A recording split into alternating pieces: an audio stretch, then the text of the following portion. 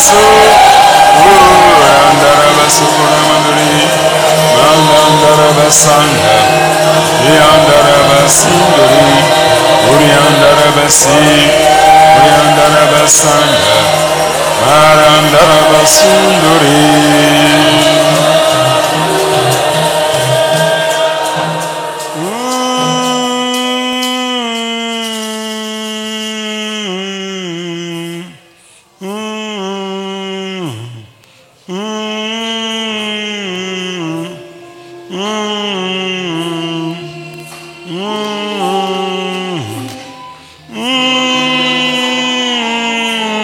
Tombola maboko na yo oyamba guérison na tongo tongo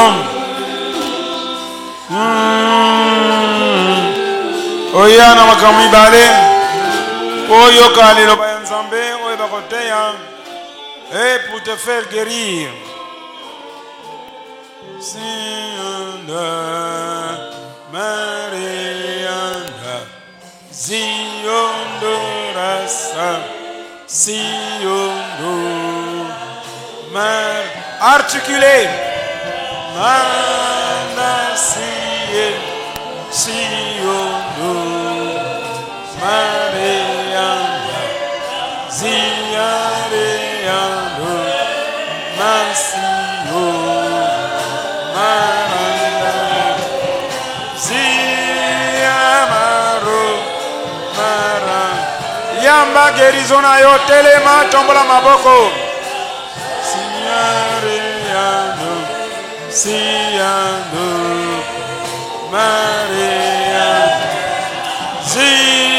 Ziamaro Siondo Maria Ziareando Maraso Maria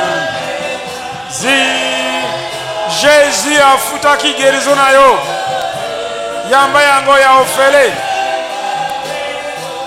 par le maître de Jésus tu as été guéri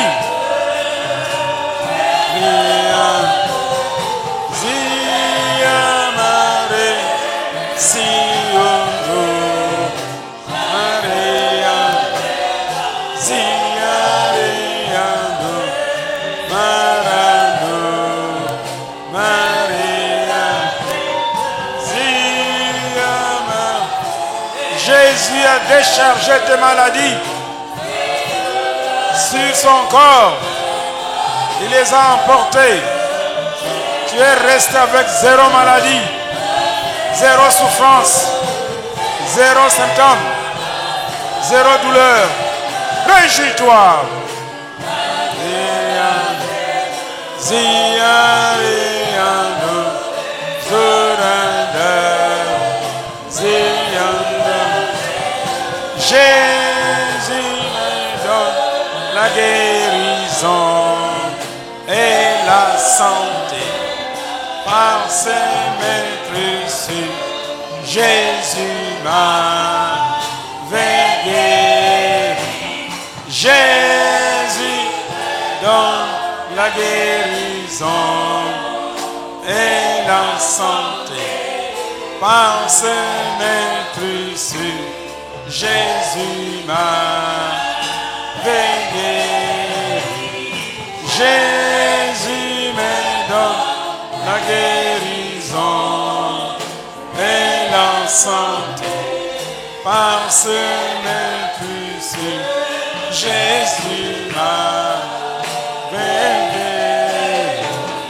Jésus me donne la guérison et la santé par ses mains précieuses. Jésus m'a guéri.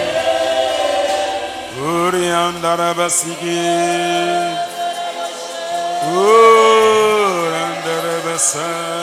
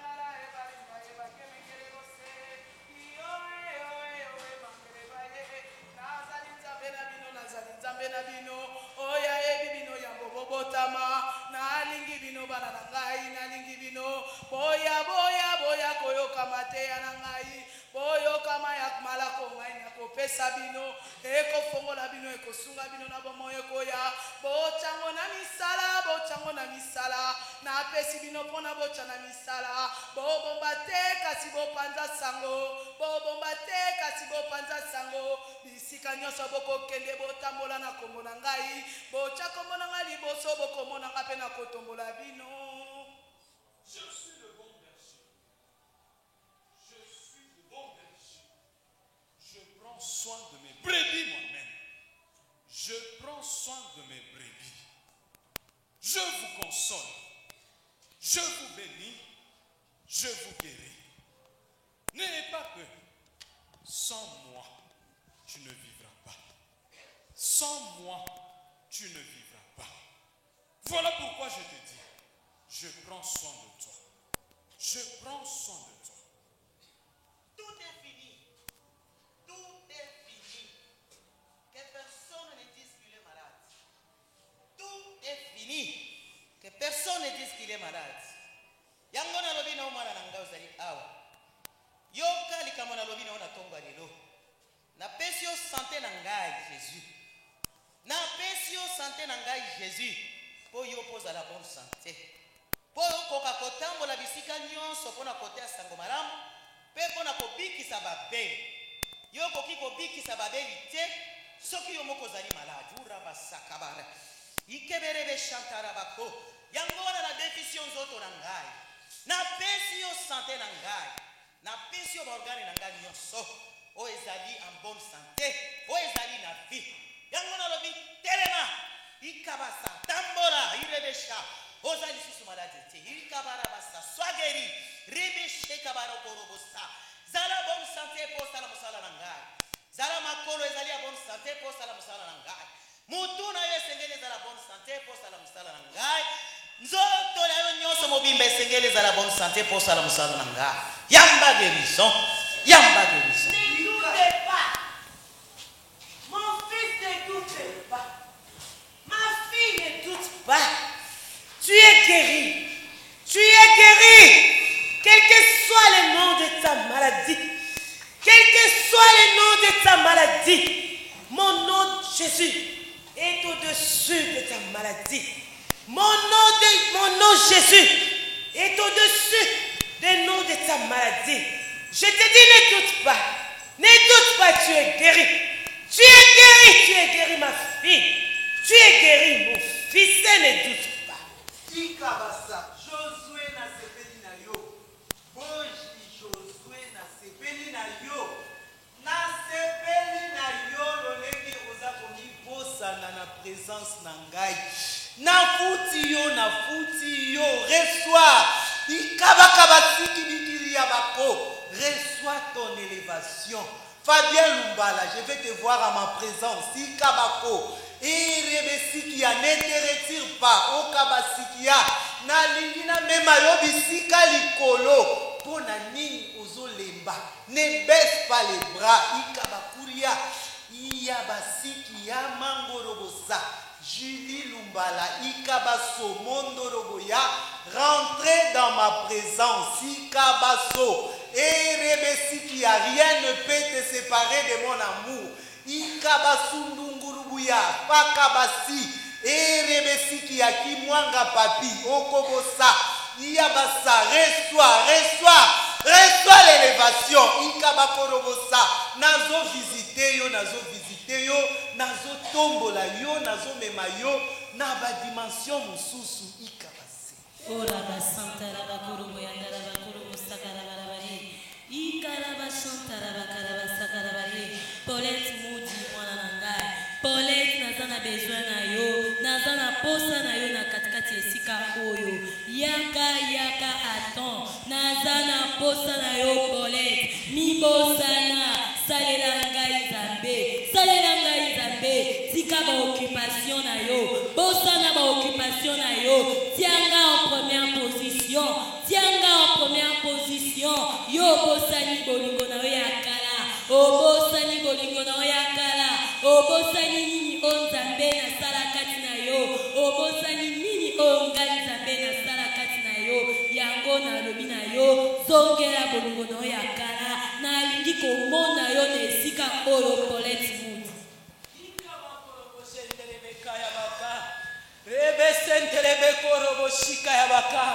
Je suis ton Dieu. Je suis ton Dieu. Je suis ton Père. Je suis ton Père. Nazan Zambo na bikisaka maladi nyoso mwana ikabarobo saka ya bakarabashe Nazan Zambo na bikisaka maladi nyoso ikabaraba saya bakoloboshe ko limite ngaite na bomo ina yo robo saka ya baba ko limite ngaite je suis le même hier aujourd'hui éternellement ikabaraba seraba shikelebeko robo sa je suis fidèle ikabaraba sa rebe shekelebese je suis fidèle à ma parole. Rabasinta yabakorobo shekelebere. Ce qui semble impossible aux hommes est possible à moi. Ikabakorobo saka yabaka. Irebe shekelebesho robo sata. Ta foi te fera vivre. Ikamarobo saka yababa. Ta foi te fera vivre. Ikamarobo saka yabakorobo she. Je te guéris.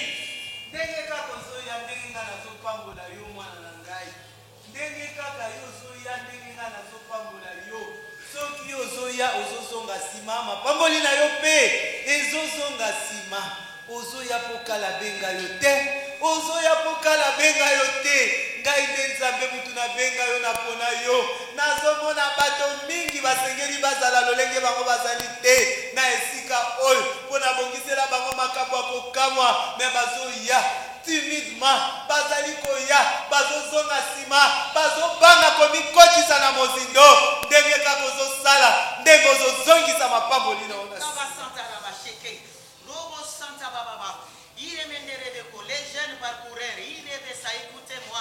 les jeunes parcoureurs, je vous donne toute la ville de Kinshasa.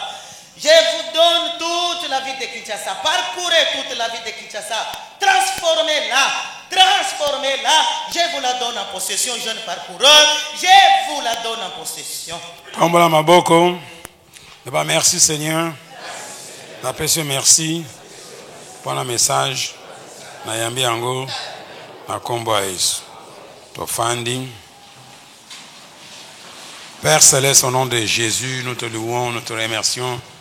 Merci Seigneur pour l'occasion qui nous a été offerte aujourd'hui dimanche d'être devant ta présence au nom de Jésus, de partager ta parole, de partager ta puissance. Merci Seigneur, le don de l'Esprit Saint en action ici.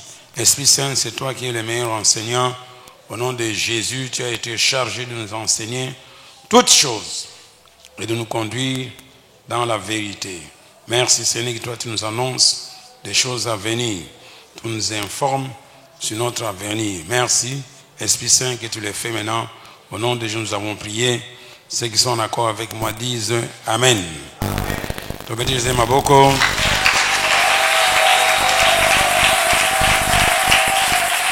Gloire à Dieu, gloire à Dieu. Soyez les bienvenus dans notre église Lifeline International Ministries, église apostolique, évangélique, pastorale, église d'enseignement, centre missionnaire de formation. Alléluia. Tondimi sokoche le kolonoa wa nzambe mutatindi yo ba former yo po batinda yo. Alléluia. Alléluia. La Bible na mukanda Marc 3 bato baye pa Jésus afana bango pana tinda bango bagenda bisika. Donc place yo bakotinda yo. Ezana musala na osalaka, tu peux être aussi évangéliste. Ezana zandu na wenze partout, même si vous êtes chauffeur, tu peux aussi être évangéliste. Alléluia. Gloire à Dieu. Alors pour commencer, nous allons prendre quelques témoignages rapidement. Ce qui s'est passé hier soir ici, entre le Baki. Ah, ça va. On prend d'abord ce qui s'est passé aujourd'hui. Et puis, on va battre les mains, filles, garçons, et puis on prendra JP, Salanoki. Bon, il y a d'autres filles là, mais vous êtes le matin, hein? Ah, dis, toi, choisis une des filles là. L'enseignement d'hier soir, vous allez qui avoir? Dis, toi, en rouge là-bas, viens ici. Vous avez veillé? Vous avez veillé? Vous avez veillé? Oui, vous avez veillé? Vous avez la terre. Elle est passée devant. Il ne faut pas être amorphe. Hein? Par contre, belé t'es magilobi. Alors, un garçon. Toi, allez, viens ici. Oui, toi. Non, yo. Les gars, yo nanda kono olobagate. Hein? Olobaga na banane. Ça va, vas-y. Alléluia. Alléluia. Je m'appelle frère Josué Boji. Je viens rendre grâce au Seigneur aujourd'hui particulièrement. Parce que deux fois dans la vie, nous nous retrouvons devant des grands défis qui deux fois nous dépassent et nous font peur. Mais il faut toujours se souvenir que notre Dieu est grand, surtout quand Satan s'élève devant vous. Quand vous sentez la crainte devant ce qui est devant vous, il faut vous rappeler que votre Dieu est grand et vous rappeler de toutes les bontés qu'il a eues envers vous. Et aujourd'hui, particulièrement, je suis heureux devant les Seigneurs. Parce que je me rappelle il y a une année et demie, quand je suis arrivé dans cette église où vous m'avez accueilli. Et il faut dire que si je loue le Seigneur avec autant de force, avec autant de joie, c'est grâce à vous, les fidèles qui êtes dans cette église, parce que j'ai un témoignage particulier. Je me suis souvent promené dans des montagnes à la recherche de Dieu. Je suis parti à Manguingue, je suis allé au Picambia, je suis allé à beaucoup de montagnes que chaque fois que j'entendais que le Seigneur agit sur cette montagne, mon épouse me disait, mais toi, tu ne t'arrêtes pas de courir dans les montagnes et des montagnes. Mais je n'ai jamais trouvé une montagne aussi extraordinaire que celle-ci. Dieu, je remercie le pasteur. Dieu est dans la vallée. Amen. Alléluia. Parce que dans cette montagne, quand je viens prier, des miracles se réalisent dans ma vie que partout ailleurs je n'ai pas vu. Et d'abord, je suis arrivé dans cette église, j'étais seul, vous connaissez mon histoire. Non, ils ne connaissent pas, moi je connais. Ah, voilà, je suis arrivé seul. J'étais loin de ma femme, de mes enfants, et j'étais pauvre, je n'avais rien, je n'avais pas d'avenir à ce moment, il y a une année et demie. Je ne savais pas quand est-ce que je serais de nouveau avec ma famille. Mais dans cette église, j'ai pleuré le Seigneur, et ce n'est pas la première fois qu'il fait ces miracles, il y a une vingtaine d'années. Il avait déjà agi de même, il est toujours fidèle, il ne change pas. Et il a ramené ma famille à mes côtés, mon épouse, mes enfants, et tous, ils louent le Seigneur avec moi dans cette église. Je rends gloire au Seigneur. J'étais venu, j'étais piéton, et il m'a offert une belle Jeep. Je viens avec la Jeep. Je vous dis, c'est un don de Dieu, parce que je ne peux même pas vous expliquer comment j'ai une aussi belle Jeep. Et je remercie le Seigneur pour cela. Et quelque chose d'extraordinaire, je suis aujourd'hui vêtu avec cette chemise, avec cette belle veste. Elle me vient aussi d'un fidèle de cette église qui a été touché par le Seigneur parce que je dansais pour le Seigneur. Et c'est venu de l'Europe. Et je viens vraiment rendre grâce au Seigneur. Je voudrais que ça passe entre les mains du pasteur pour que la personne qui m'a béni reçoive les bénédictions. Pour vraiment que le pasteur touche. Qu'elle voit que j'ai donné ça de mes Seigneurs.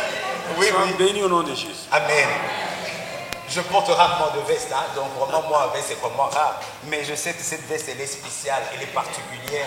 Elle va m'amener très très loin. C'est une grande bénédiction que d'être au milieu de fidèles comme ça et qu'une personne à des milliers de kilomètres qui ne vous connaît même pas, qui puisse vous offrir quelque chose, c'est un signe que le Seigneur est avec vous. Et c'est pour ça que toute cette joie, je tenais à la partager avec vous. Pour vous dire Une fois j'ai été en prison, on m'avait arrêté. Alors dans la prison, le cachot où j'étais, avec beaucoup de bandits là, je me suis mis dans mon coin et j'ai commencé à louer les seigneurs. Et il m'a révélé une chanson que je vais vous partager. Je voudrais être Seigneur, une main pour toi, une main pour toi, une main pour toi. Je voudrais être Seigneur, une bouche pour toi. Je voudrais être Seigneur, surtout une image de toi, une image de toi, une image de toi. Et vous savez, souvent, je fuis les églises. Parce que souvent, j'ai l'impression que les hommes de Dieu qui sont dans ces églises ne sont pas une image du Seigneur. Et chaque fois que je vois le pasteur Kala, je vois une image du Seigneur Jésus. C'est pour ça que je m'accroche à cette église. Parce que c'est ce modèle d'homme de Dieu qui est juste, qui est intègre, qui est droit et qui fait honneur au Seigneur. Et c'est ça qui m'encourage à m'attacher encore plus fort à cette église, parce que je voudrais moi aussi être une image du Seigneur et j'aimerais que tous nous soyons une image du Seigneur. Et la dernière chose, Dieu nous donne une faveur incroyable. Le Seigneur dit, heureux ceux qui procurent la paix, parce qu'ils seront appelés fils de Dieu. Vous imaginez être appelé fils de Dieu. Chaque fois que vous avez la possibilité d'amener la paix, faites-le. Parce qu'à ce moment-là, vous êtes fils de Dieu. Et hier, je ne sais pas, il y a beaucoup de choses qui se passent dans ma vie. D'abord, j'ai été visité chez moi à la maison par toute une crème de grandes personnalités. Et ça m'a dépassé qu'ils viennent dans ma pauvre petite maison. Mais il y avait un problème sérieux entre des grandes personnalités. Et hier, j'ai senti le Seigneur me dire, va apporter la paix. Et je suis allé là. Et j'ai été étonné d'abord d'être accueilli avec honneur. Et j'ai donné le message. Et la paix a été acceptée. Le monsieur m'a dit, heureusement que tu es passé. Mais parce que c'est ce que j'étais décidé à faire. En tout cas, ça aurait été terrible. Mais il n'a plus fait. Et je rends grâce au Seigneur. J'ai dit, soyons tous des fils de Dieu. Amen. Soyons la solution. Alléluia. Bon, verset où tu portes, yo peux dire que yo pesa koya. Alléluia. Attends muto yebite. Ça va? Alléluia. On m'appelle au nom de Kana héritier. Quand on a fait tant que prier, on a une maladie à carie dentaire. Vous savez? On a une maladie à carie dentaire. Mais tant que tu prier, tant que tu confesser, nayo kimbala moko, et si là nango, mais nayo kimbala moko, mâchoire nanga oyo côté jalaka et bani ko bouger. Tant que bani ndo bouger, nayo ki mati na monte bano ningana, kaka et petit vraiment makasi, malgré que tu n'as pas na mais, moi ya kufanda te na continuer nanga kana prière. Tant que nazo prier, nayo kamba moko, moli moke ko ngai, mata likolo ya ngomba ko zonga matin de moquer à comme confession. Yo le vous avez n'a fait. Na qui n'a fait. Mais ma kabadi le yo le ba ma kabadi. Wana falo le ba avant. Bon, OK. A veiller que Jacques n'a pas tout awa parce que atea kiso na makambo itali la sexualité. Ne tango atea kiso yango alobela kiso pour que tokwe na libelite mwana mwasi oyo déjà aza vierge asengeli kobadela nzoto na ye na makambo ezangi ntina parce que Adam na Eva bazalaki na kati na elanga nde Satan ayaki mpona komeka bango nde bakwesamaki yo elenge garçon elenge fi nde zala na kokebi mpona kokwesama kati na libulu wana. Amen. Bon, allez, mademoiselle.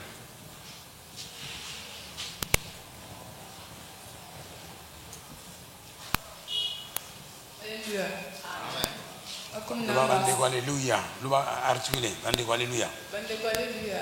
Amen. Comme na Marceli, ezaki alobi na veille. Pasteur alobelaki comme taille la sexualité. Et comment dit? Sexualité. Hein? La sexualité. Ah. Pasteur alobaki boye. Que jamais moi la moisi avant jamais moi la moisi pour kosala relation sexuelle na mobali avant le mariage.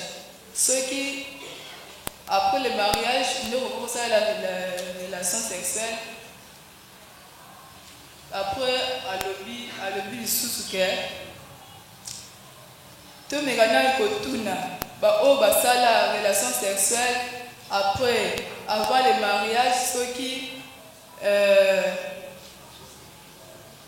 se sentent indemnisés. Et la réponse est là qui est bakoyebisa yo eloko te bayebisa eloko te bazwi eloko te. C'est ça. Comment qui vient et après baza ko regretter. Après bazo regretter. Bon, ça va. Là, quelque part, faut reprendre encore. Écoutez bien. Frère, dorénavant, il faut que le magasin soit bien. Hein? Le temps, dimanche, le temps est calculé. Bon, les roses de grâce. Alléluia. Lobi na nazaki na veillé, pasteur, comment on a fait non? Pasteur Ateyaki Bisso sur le sexe. Pasteur Atalisaki Bisso Nzambe mokeli ya nyonso. Alakisaki biso lolenge nini Nzambe a créé sexe. Oui, attaque à moi avec beaucoup d'utilité. Oui, Seigneur qui na biso to yeba ndenge nini ya kozwa soin na nyonso, soin na yango. Pasteur Atalisaki biso pona basusu na ndenge babengaka abstinence. Donc, vous allez priver volontairement. Nabilo comment vous pouvez ça plaisir. Pour nous sous pasteur à Talisaki Bisso le lengeni et Seigneur qui y a kosala opoya au forniquer. Et puis pasteur à Talisaki Bisso le sous importance na yango liboso na mwana mobali pe mwana mwasi. Nde ateyaki biso alobi nyonso oyo ezali créé par Dieu te to likanisi ya Nzambe te eza congénital te. Pasteur alakisaki biso importance ya nzoto na biso nini yango ezali nzoto na biso ezali temple ya Nzambe. Donc nyonso esengeli na biso kosala acte nyonso esengeli na biso kopose il faut totunaka liboso Nzambe. Pamba te nzoto oyo ezali ya Nzambe eza ya biso te. Donc pasteur pe atalisaki biso lisusu ndenge nini nga na yo tokoki kochange eloko te. Nyonso Nzambe asala ye kaka nde akoki kochange, ye kaka nde akoki komodifie yango de toute façon akoki kotransforme. Atalisaki biso pe alobelaki baterme mingi oyo ezalaki un peu médical. Physiologique, tout ça, n'engagez pas médecin avec le tal sabiso, n'engagez pas na biso, t'observe que cursus na la cursus na biso normal, il y a vie. Yoza elenge, et na yo, omi bate la nanou parce que au développer nanou, ba capacité sexuelle pour na yo, et au développer ba capacité au yo ko concevoir nanou te. Donc, Seigneur na yo, o subir nan, o babengi temps wana normal pour na yo, et puis na sima na ngo nde na ngonga o Nzambe abongisa pour na yo, nde okoki komipesa na makambo wana. Pasteur atalisaki biso vraiment importance ya Nzambe, liboso na nyonso, o ayebisaki biso nyonso eza créé par Dieu. Donc, muto asala eloko te, et Seigneur na yo, ozwa décision lelo olobake nyonso yo kosala ezali adultère soki o désobéir na oyo ye ateyaki biso pona koboya sexualité avant l'âge, avant le mariage plutôt. Donc Seigneur na biso tozala concentré lokola Nzambe déjà a consacré biso. Donc tobatela banzoto na biso na kumisi Nzambe pona mungu. Bon, merci, c'est fait un bon résumé. Alors, je demande encore aux parents, papa et maman, soko zalagite, zoa kayaba natanga, bo partager encore. Maintenant, vous faites autre chose. Vous abandonnez les enfants dans les médias, dans les réseaux sociaux, dans le WhatsApp.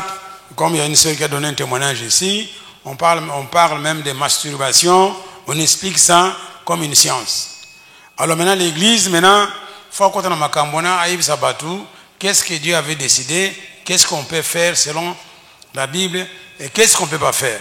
Si les parents ne partagent pas ça à la maison avec les enfants, vous laissez vos enfants dans la rue, à la merci de Facebook, et puis des réseaux sociaux. Alors, n'importe quel fou qui met un enseignement là-bas, qui explique là-bas comment séduire une femme. Voilà. Et ça, les réseaux sociaux, c'est la raté. Bon, comment manipuler un homme riche. Et ça, c'est la raté. Parce que yo, oteini, na mwana yo. Donc là, nanda côté yete, il n'a pas de garde-fou, il n'a pas de repère. Alors, comment manipuler un homme riche. Voilà. Alors, de bande d'enseignement, maintenant, j'invite les parents, surtout ceux qui ne se pointent pas, qu'il faut qu'ils procréent, boire na balabala. Vous devez partager ces choses avec vos enfants. Proverbe chapitre 1, verset 8 le dit, l'enfant a besoin de deux choses, l'instruction et l'enseignement, l'instruction de son père et l'enseignement de sa mère. Donc les deux partenaires, il ne faut pas le prendre à moine. Il ne faut pas seulement laisser l'enfant à la merci de sa maman. Allez,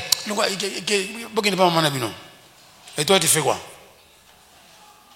Alors, ceux qui n'étaient pas ici hier, Zoa Kayaba Natanga, vous partagez, il y a moyen de faire des commentaires sur ça, non?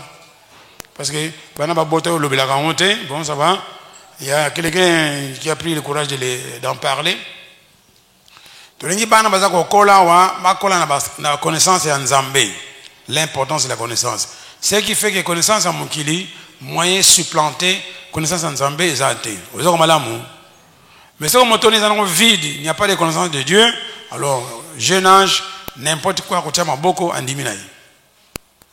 Alors, hier, on a parlé ici, il y a un seul qui a partagé, à mon réseaux sociaux, on parle de masturbation, on explique, bon, c'est un enseignement biblique, on l'a homosexualité, les maladies congénitales, les péchés, les perversions, il y a Satan. Donc, si vous êtes lesbienne ou bien homosexuel, tu n'es pas malade physiquement, mais tu es fou. Il y a un président Poutine à Bengi fou.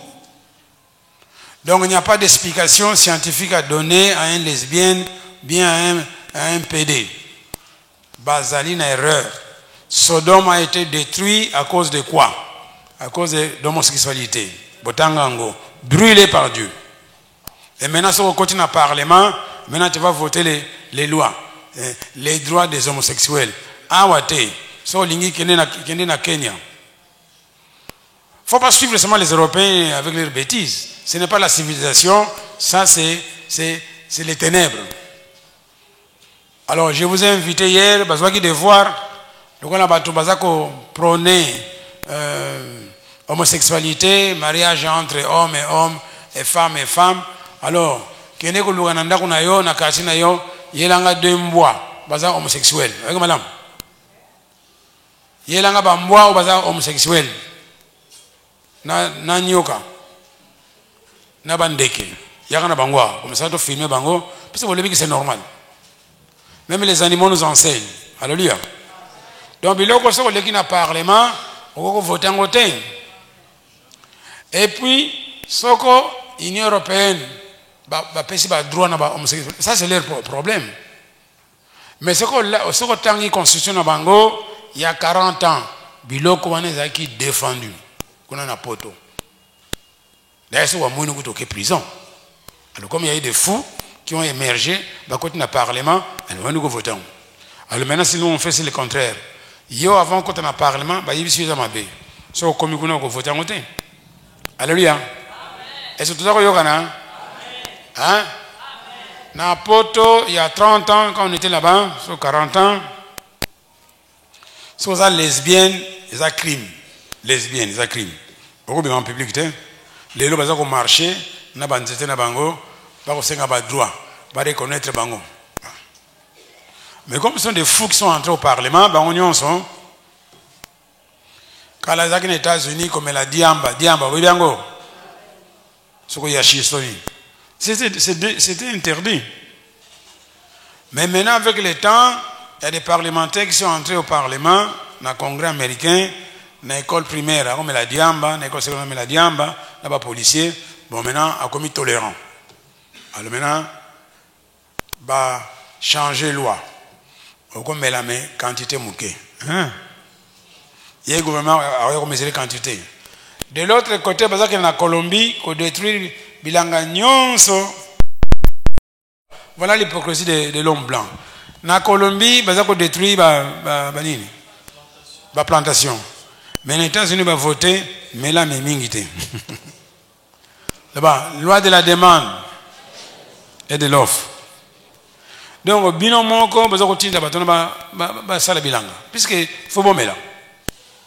Alors to lingi yo mtozo kola wana lo banzambe soko Bible apekisi likambu yo ko voter ngote. Oki madame. Faut les mélango. To yo kani malamu. Gloire à Dieu. Bon, ça va. Jésus est en action, Jésus est en mouvement. Bon, 3 minutes. Frère, qu'on puisse un témoignage. Ndengen Zambé au sala. Un miracle, la guérison. Ça va? Alléluia. Alléluia. Le bas lifeline. Dieu agit puissamment. Alléluia. Alors, naïe pour témoigner en mon nom et au nom de tous ceux avec qui tout ça la Alléluia. Alors, après 3 jours, il y a Pentecôte. Quand le pasteur a Sambelaki pour la Bissonion, alors qui est commis activé. Alléluia. Alors souvent nous, ce que nous faisons, ce que toyo qui maté à awa, to kendaka na selemba ou to tester à le bateau tester à eau. Alléluia. Alors tant que nous qui activé, to kena selemba, déjà dans un centre, Dieu nous a fait grâce. Juste la semaine qui a suivi, il y avait des fortes manifestations. On a vu vraiment que la puissance que nous avons reçue pendant les 3 jours, c'était pas la parole de Dieu, c'est pas un livre historique, c'est-à-dire c'est de la réalité. Alléluia. Alors, Wane Bandaki, déjà Bissomoko, dans le centre, on avait remarqué que nous étions activés. Et puis, Bamate Atozwa qui est révolté, qui biso personnellement gagne. Parce que Kotala, Makamutozo Yekola, et puis avec tout ce qu'on nous donnait comme information, en tout cas, ce qu'on zone d'Imayango, Oroluka, ou expérimenté. Alors, déjà la semaine, Wana, Zamba visité Kibiso Makasi, dans le centre, maintenant, Tobada qui évangélisation. Alors, la première, la semaine qui a suivi dans Tobandi, jour à Liboso, Tokedaki, et l'autre à Liboso, il y avait une démonstration de la puissance, mais na bien surtout pour la deuxième séance d'évangélisation. Alors c'était le vendredi, tu changer la méthode na Rolanda Matea. Au lieu de kende kaka ndenge to banda kotea, on a babanza baebi, to zaki sont to bandi avenue yo, to ke avenue to silisi, to passer avenue suivante, ainsi de suite. Mais cette fois-ci, to komi koyoka molimo mosan. Alors j'ai expliqué ça hier à quelqu'un, je lui ai dit la manifestation de la puissance du Saint-Esprit est fonction aussi du Saint-Esprit. Alléluia. Parce que ce qui est place aux actions aux alatés, à tout bominzo, tout le bélo monte et salé. Alors, dans tout sali conditionnement, avant tout bima, on dit mon centre PCB soit venu. Donc, tout kende sou bi kende la tête. Alors, à venir au Tokendaki, il y avait le frère Fiston, il y a un qui programmé. On dit mon centre a utilisé ndenge bazolo banabiso que batu soki bazoya pour 2 choses. Le batu bazoya pour 2 choses. Batu bazoya pour yoga et puis batu bazoya pour se faire guérir. Alléluia. Alors, il faut bayoka matea et kolekana à travers mon livre santu na mutu. Alléluia. Déjà pour batu bayoka moté il peut à la connecter na mon livre santu. Alors Dieu avait béni mon thé à Mokoloana, maté et les kanaki kitoko. Alors pendant que Matthieu et les Cana, c'était le salut et le Saint-Esprit comme d'habitude. Moi, j'avais vu une maman, et cette maman-là, souvent tout ça, la personne qui montait à Bissonio, tout ça ramené Batou vers Place Moko pour profiter de l'action, il y a mon libre centre. Alors, quand on a vu la maman, sa soeur qui était à côté, a Tchengabo. Donc, à Salinga Sin, que maman, a yo karaté. Donc, à Zaïki, il a un problème à surdité. Alléluia. Alors, ici, tout ça, les prières et à salut. Et puis, après salut, tout ça, la effusion. Sur le temps où tu es dans un mouvement spirituel, j'ai pensé à la sœur Arlette. Témoignage, mon Arlette a fait ça qui a wa. Parce que Satan a attaqué à l'objet au monde. Arlette a fait ça témoignage à l'échoua. Yo meka sur maman na zo yo kate yo meka au Simba. Alors, tant on a se rappelé dans le témoignage, voilà, on a ici Satan et Rosalanga été. Et Rosala Jésus. Alors j'ai repris la phrase de la sœur. Il y a un faut l'appeler par témoignage à Baninga. Alors j'avais aimé la phrase que la sœur Arlette avait dit. Tant à mon aki ndekoana alobi Jésus occasion ya ngoyo na defisa yo nzoto na ngai po misala na yo monana. Alléluia. Alors j'ai répété la même phrase après la kekozwa mama wana. Suko na memi esika il y avait l'action du Saint-Esprit. Alléluia. Alors quand on a memi wana il y avait déjà la manifestation de la puissance du Saint-Esprit. Il y avait une forte onction, parce que le miracle, c'est déjà la prière en langue. Alléluia. Mais il y a les œuvres de Jésus, Moussoussou, et ça, miracle extraordinaire. Parce que quand tu lis dans Actes chapitre 19, voilà, au moment avec Paul, la Bible dit Dieu opérait des miracles extraordinaires à travers la main ou le main de Paul. Alléluia. Par là, dans les miracles, mais surtout comme on a posé un miracle extraordinaire. Alléluia. Alors, on a mis maman wana et ce que Dieu a fait, c'était vraiment extraordinaire. Je vous dis, la puissance du Saint-Esprit s'est manifestée. Na katia maman wana yoki sur place. Le bas yoki. Tu peux te dire sur ma bouche. Alors, à la même occasion, il y avait une autre maman, c'est ça non fiston. Hier, baye na ye, bazo simbaye, azo kokabotambo la te. Alors, tu vas ici et wana, tant où le service monsieur se passe qu'il y avait beaucoup de services, le service monsieur est sili, frère Basalingasi, il y a une autre maman ici, à kokabotambo la te. Alors, qu'est-ce que j'ai fait? J'ai demandé à tout le monde, tous avec wana, même si bango, nous tout aussi maillé. Parce que Jésus est en action ici. Alors, on a vendu ici bango misatu, on a ici grâce, et puis tout le que le Saint-Esprit sera en action et Jésus doit se manifester. Donc, on n'a pas prié. On a dit simplement à cet instant, Jésus va manifester sa puissance et à toucher bino. Bandeko, telemi, touché bango, pavanda ki boye, biso to telemi kaka, na ipsi bandeko, nous on doit communiquer l'onction. Parce que na balabala, pour votre information, on ne va pas recevoir. Le bon, on ne va pas recevoir. Na balabala, on va donner. Alléluia. Tu recevras awa, tu na balabala pour te pesa. Alléluia. C'est d'après ce qu'on pesi de on reçoit ce code. Alors, biso to telemi. Je vous dis, il y avait une puissance et touché maman wana abandi. Tout ça n'est même pas prière. Batunyo sowana babandi ko prier en langue d'une manière extraordinaire. Et puis quand et sili, tu es si maman wana loba na biki, a lobi na biki. À l'instant même la maman a télémi. Il y a quelqu'un qui dit sauter 3 fois. Maman a sauté 3 fois. Alors cette maman était guérie et Batunyo so ba accompagner qui est bazaki guéri. To bete die sur ma bouche. Gloire à Dieu. Alléluia. Là-bas, Jésus au travail. Avec moi. Alléluia. Donc, Mikolo Tote à Makambo est allé par miracle na guérison. Donc, le miracle na guérison, ils ont pas un pasteur, ils ont pas un Renan Banque, ils ont pas un Thiel Monté, ils ont pas un Machabate. Eh bien, batu musuba yana Congo. Parce que mutu mwindu kane wanaka ko admirer batu bêtement. ah musala nzambe aza na nguya aza na nguya te aza na nguya te le bamulimo santo aza kosalela ye nkolo nguya nde mulimo santo. Haleluya. Ye nde apesaka soko yo osengi to obongami besoin za wana opesi nzoto na yo asaleli yo. So oza na nguya alors 24 sur 24 so omoni yo fo ezala bon siko olala ndenge nini.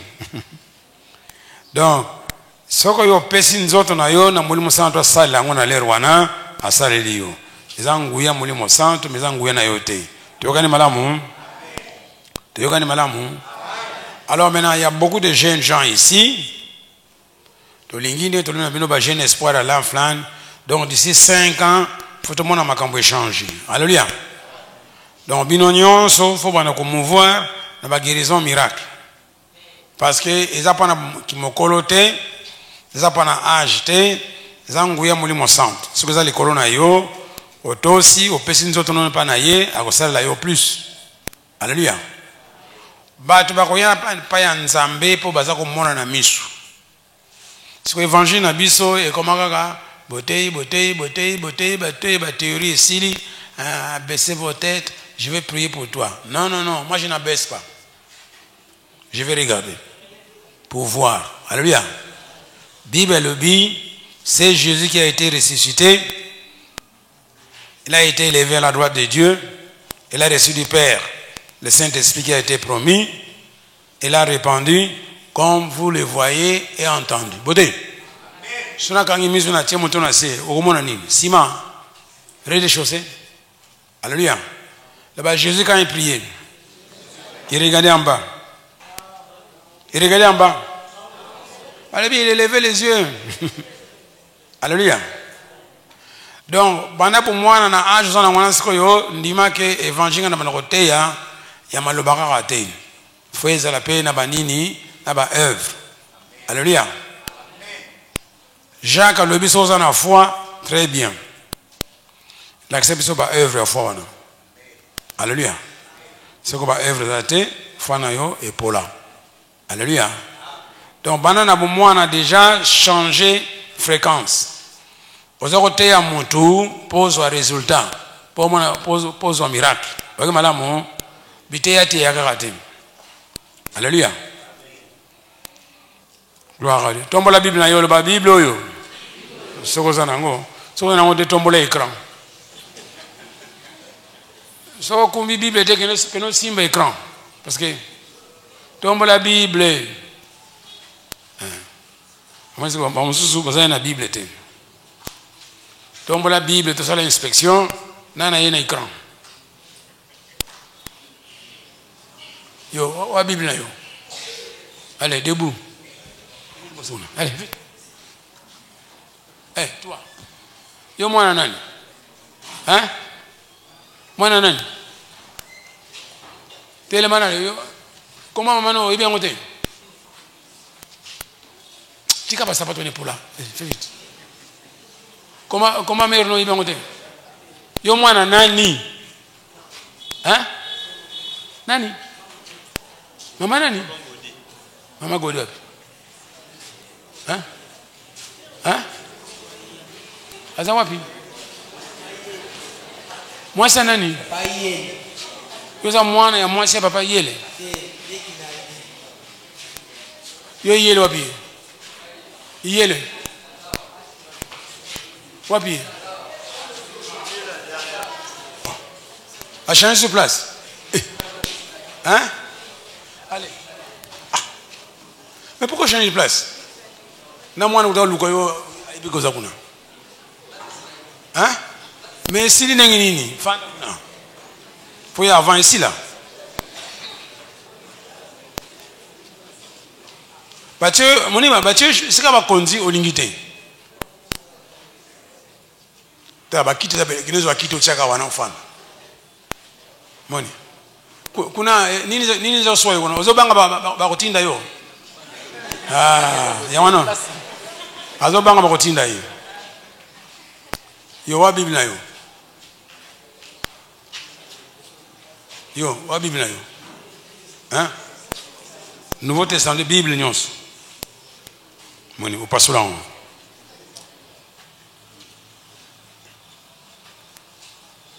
Est-ce que vous avez la Bible? Hein?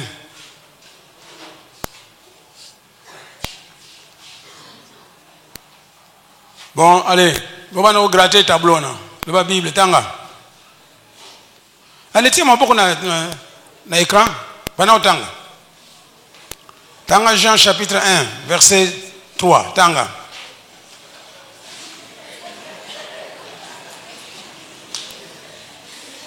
Tanga makasi.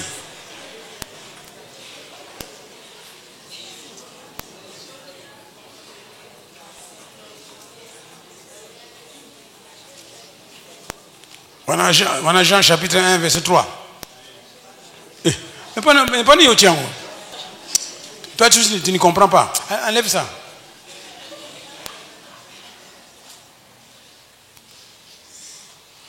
Vous ne faites aucun effort. N'a pas Anita, où est la Bible? Hein? Les nilotiques, nous avons besoin de Bible. Yo. Pas Bible. Hein? Bon, c'est que baby. Ce que baby, c'est que Bible de baby. Bon, président Bachir, où est la Bible? Hein? Mais c'est grave. Bon, ça va. Dimanche, il y a la Bible là. Pour nos femmes. La déversion est banaka ne wana. Azako yana ya azana na Bible te. Aliyozo kuganga zo koteya ala na nete. Ba parents bano baleki boso soma Bible. Bino mbongo na bino makasi kaka na ibembe. Soke bembe kufi. Alors cotisation ezanga raté. Mais pendant que soma la mwana no Bible, ozo kipete. Moni. Faut banda kotanga, faut tanga so ba pesi verset otangi na ndako otangi yawo. Yango nde soko ekoti na kati na yo, yango nde ko bigisa yo. Tokani malamu. Bon, Matthieu et l'autre va continuer dans le sens ya miracle na guérison. Alléluia. Le ba tomba sur Bible, le Bible nanga oyo. Le ba za mukanda historique te. Za mukanda moko d'actualité. Makamba komawa.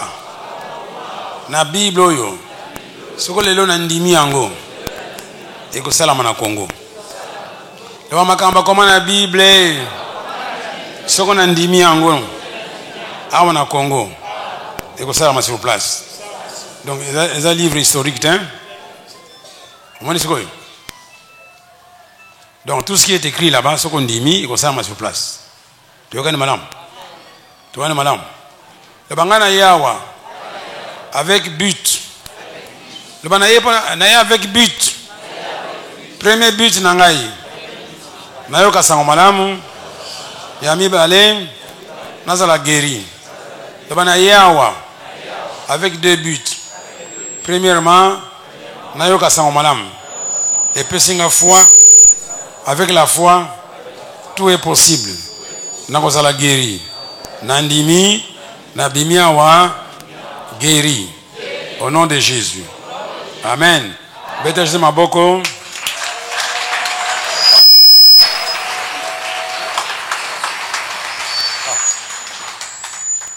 Bon, les autres, tu as un titre qu'on a dans le tableau.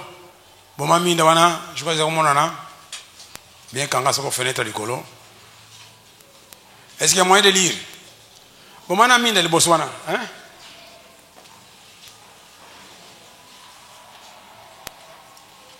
Bon, je crois que c'est... D'abord, les miracles. Donc, les miracles, les allez... Pendant les lois, on a l'affaire, on a dit que les miracles, les anini. Les œuvres à Jésus. Y'a monté. Les miracles, les anini. Bon. Donc, on y est bien. Miracles, c'est-à-dire œuvre de Jésus. Les miracles poussent les gens à croire en Jésus. D'abord, les miracles poussent les gens à croire en Jésus. Ce que miracle zate ba moni ko zaka mutopamba universitaire pour là. Mais ce que ça les miracles on va tirer attention à bango. Vous allez voir. Ba yo gité. Le ba mwana oyo to bokole na quartier. Ah, akoma sala nzambe nini? Oh afungule mutu misu. Batu bakoyate. Oyo ba moni ba non petit na moni quand même que za musala nzambe. Donc tout le monde évangile à kalaka côté au tia makelele même na balabala okusenga pa nzambe miracle salam. Ce que miracle salami bato ba que les dieux ya Bible azape na Congo azad d'actualité. Alléluia.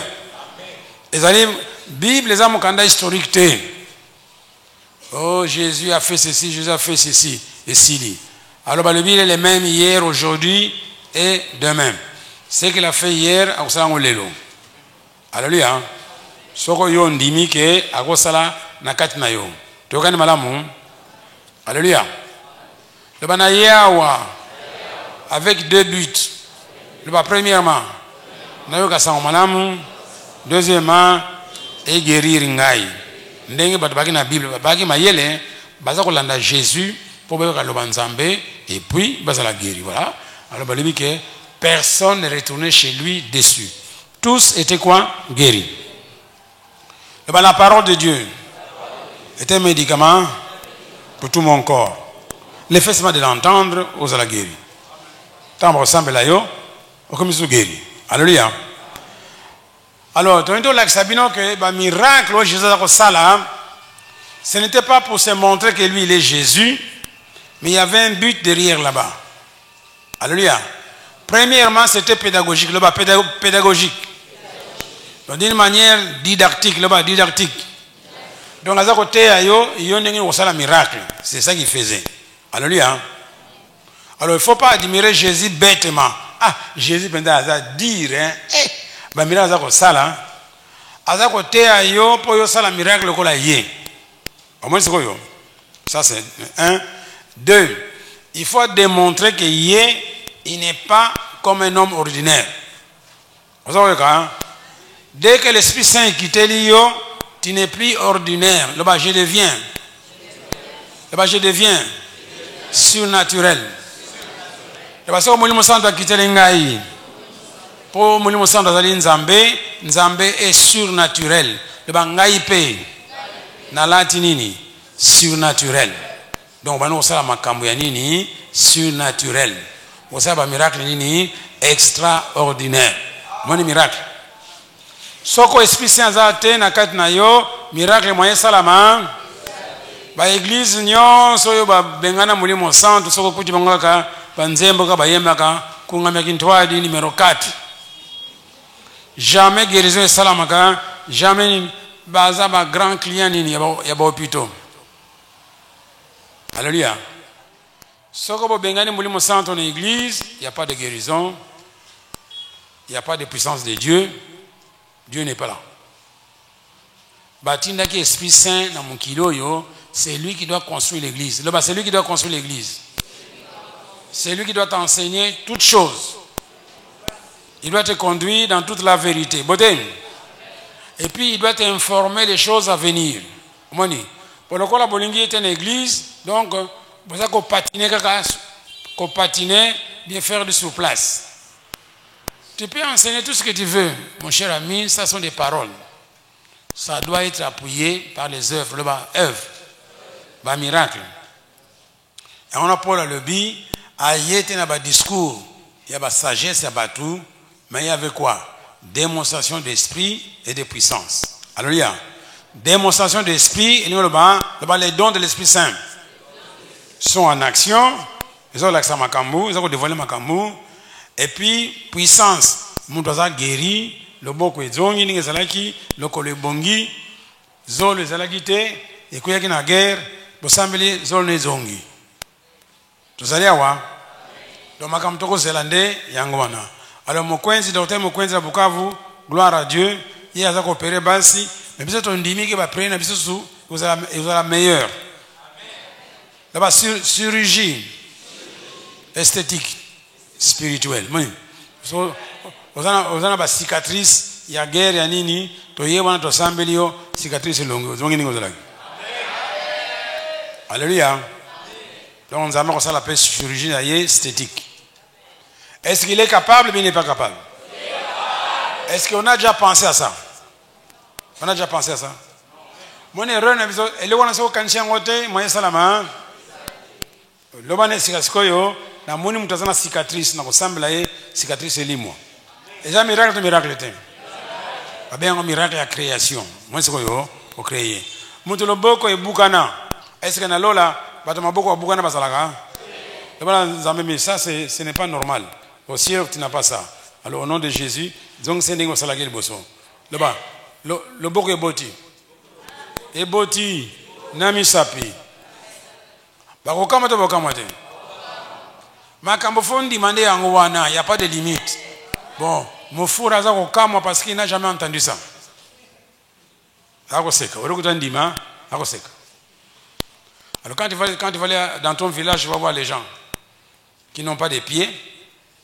Oui, ma collègue katana guerre mulele, il faut prier pour bango le collègue zonga. Est-ce que nous avons le colomusote dans le colomusote? Mais si tu n'as jamais pensé à ça, moyen salama, exacté. Alléluia. Maté baza ko pesa yo pana ko susciter foi na yo. Eza pana ko lamusa yo. Obana ko kanisa makamu susu yebite. Obana ko kazake na moni mutazana cicatrice, na tana bi ah, mais aux jeune fille, cicatrice eza malamutin. Alors Seigneur au nom de Jésus, je te loue, je te remercie, je commande à la cicatrice de disparaître à l'instant même. Malamoko Simba. Et maman est comme sembe, voilà. Obala nogi parce que cicatrice on a pexé obala. Alléluia. Nazika amen moko bamusu bandi na bamba na lobate. Faut se prendre un miracle, non? Oli cicatrice za malamu. Abotama na cicatrice. Mais bande za miracle. Na États-Unis nzamba lobi na biso mama mususu alingi manzaka milai. Mobali mbongo ate. Alors parce que sambela nzaka na ya mulai. Mo boulesi dans la famille na ndako. Vous avez yoka. Donc n'importe le quoi lingi yo sambela nzamba ko sala ngo. Azwa gloire. To yoka ni. Le ba miracle et ko pousser batu bandi banani Jésus. Vous avez yoka. Jésus za mwana Marie abotami na Bethléem akoli na Capernaum soko wapi? Na Nazareth. Bon, abi monsieur voisin, comment ça va? Voisin, abenga Jésus, voisin, comment ça va? Boni lelo, ça va? Bon, mabaya bono sombi. Ah, mabaya comme cher. Parce que ngana zana pimo comme malamu. Ayebisi Jésus. Baki baso mabaya, asali bakiti, asali bambeta, azoteka na wenza bayaka. Soko yoka. Le ba teka. Batu be basomba. Bafana na bakiti na ye, na ba mesa na ye. Bon, malamoko bayoki ke charpentier wana akomi prophète. Nini? Nani mwana Marie? Ah, tika makambwana. Yo peti osani o nzamba libina ngai abana geriba tambi ah tika. Bana kala makamte be onte fanda. Liam fumbo na kuanga, bongisa bakiti na tika makampambona. Abi asolo. Donc c'était difficile pendant Jésus s'est détaché d'un homme ordinaire à comme nani, homme extra. Ah, pendant que salango, il fallait ça la miracle, hein. Voyez que mon sabatuke, il n'est plus comme il était. Alléluia. Alors changement salama ni banda âge à 1 an, à 30 ans, il avait des voisins. Il avait aussi des amis. Beauté. Là-bas, jour quasi mon centre. Là-bas, il était le seul. Il était le seul à avoir reçu l'Esprit Saint. Mais quand je change à rater, hein. Au nom de habiter les mains, oh, voisin, bon ami, ngai, na commune de Moussous. Mon me sent de la tingai. Comment ça? À mon nom, tu as mis ce koufa. Mon ana combat, oh, voisin, mais comment nous y on appelle bien? Ngai, t'as on a éco qui? Laisse. Beauté. Il m'a envoyé pour guérir, n'est-ce pas? Pour ouvrir les yeux aux aveugles, pour prêcher la bonne nouvelle. Oh. Ah, mais c'est vrai, hein? On a changé, ça a bisoté. Hein? C'est que ça, l'anangaï ou comme discipline langaï. Alléluia. Batu bako landa yo, soko ba mon. Bazana bango. toute façon nous avons un potentiel moko azana batu kota le ba kota azana batu moko abongisa yonde okoteya bango yonde okobikisa bango atanga na lobi ndenge nini bakondimanga te mais yo mwana kache comme c'est sérieux po ba yebi yo comme ça yebi ngata bia ya lobane ga ne wana bana kala bon mais moi no penza to moni bina vraiment mwana biso comme ngunza akom prophète. Alors test malamu des miracles ba test malamu les miracles. Alors le miracle to le bela wa banda âge à 3 ans chose na Jésus au salam so comme miracle beno au salama wa tina mo ko zo photo ya passer kala o tena kimbondo ezate l'homme de Dieu les photos vous avez moi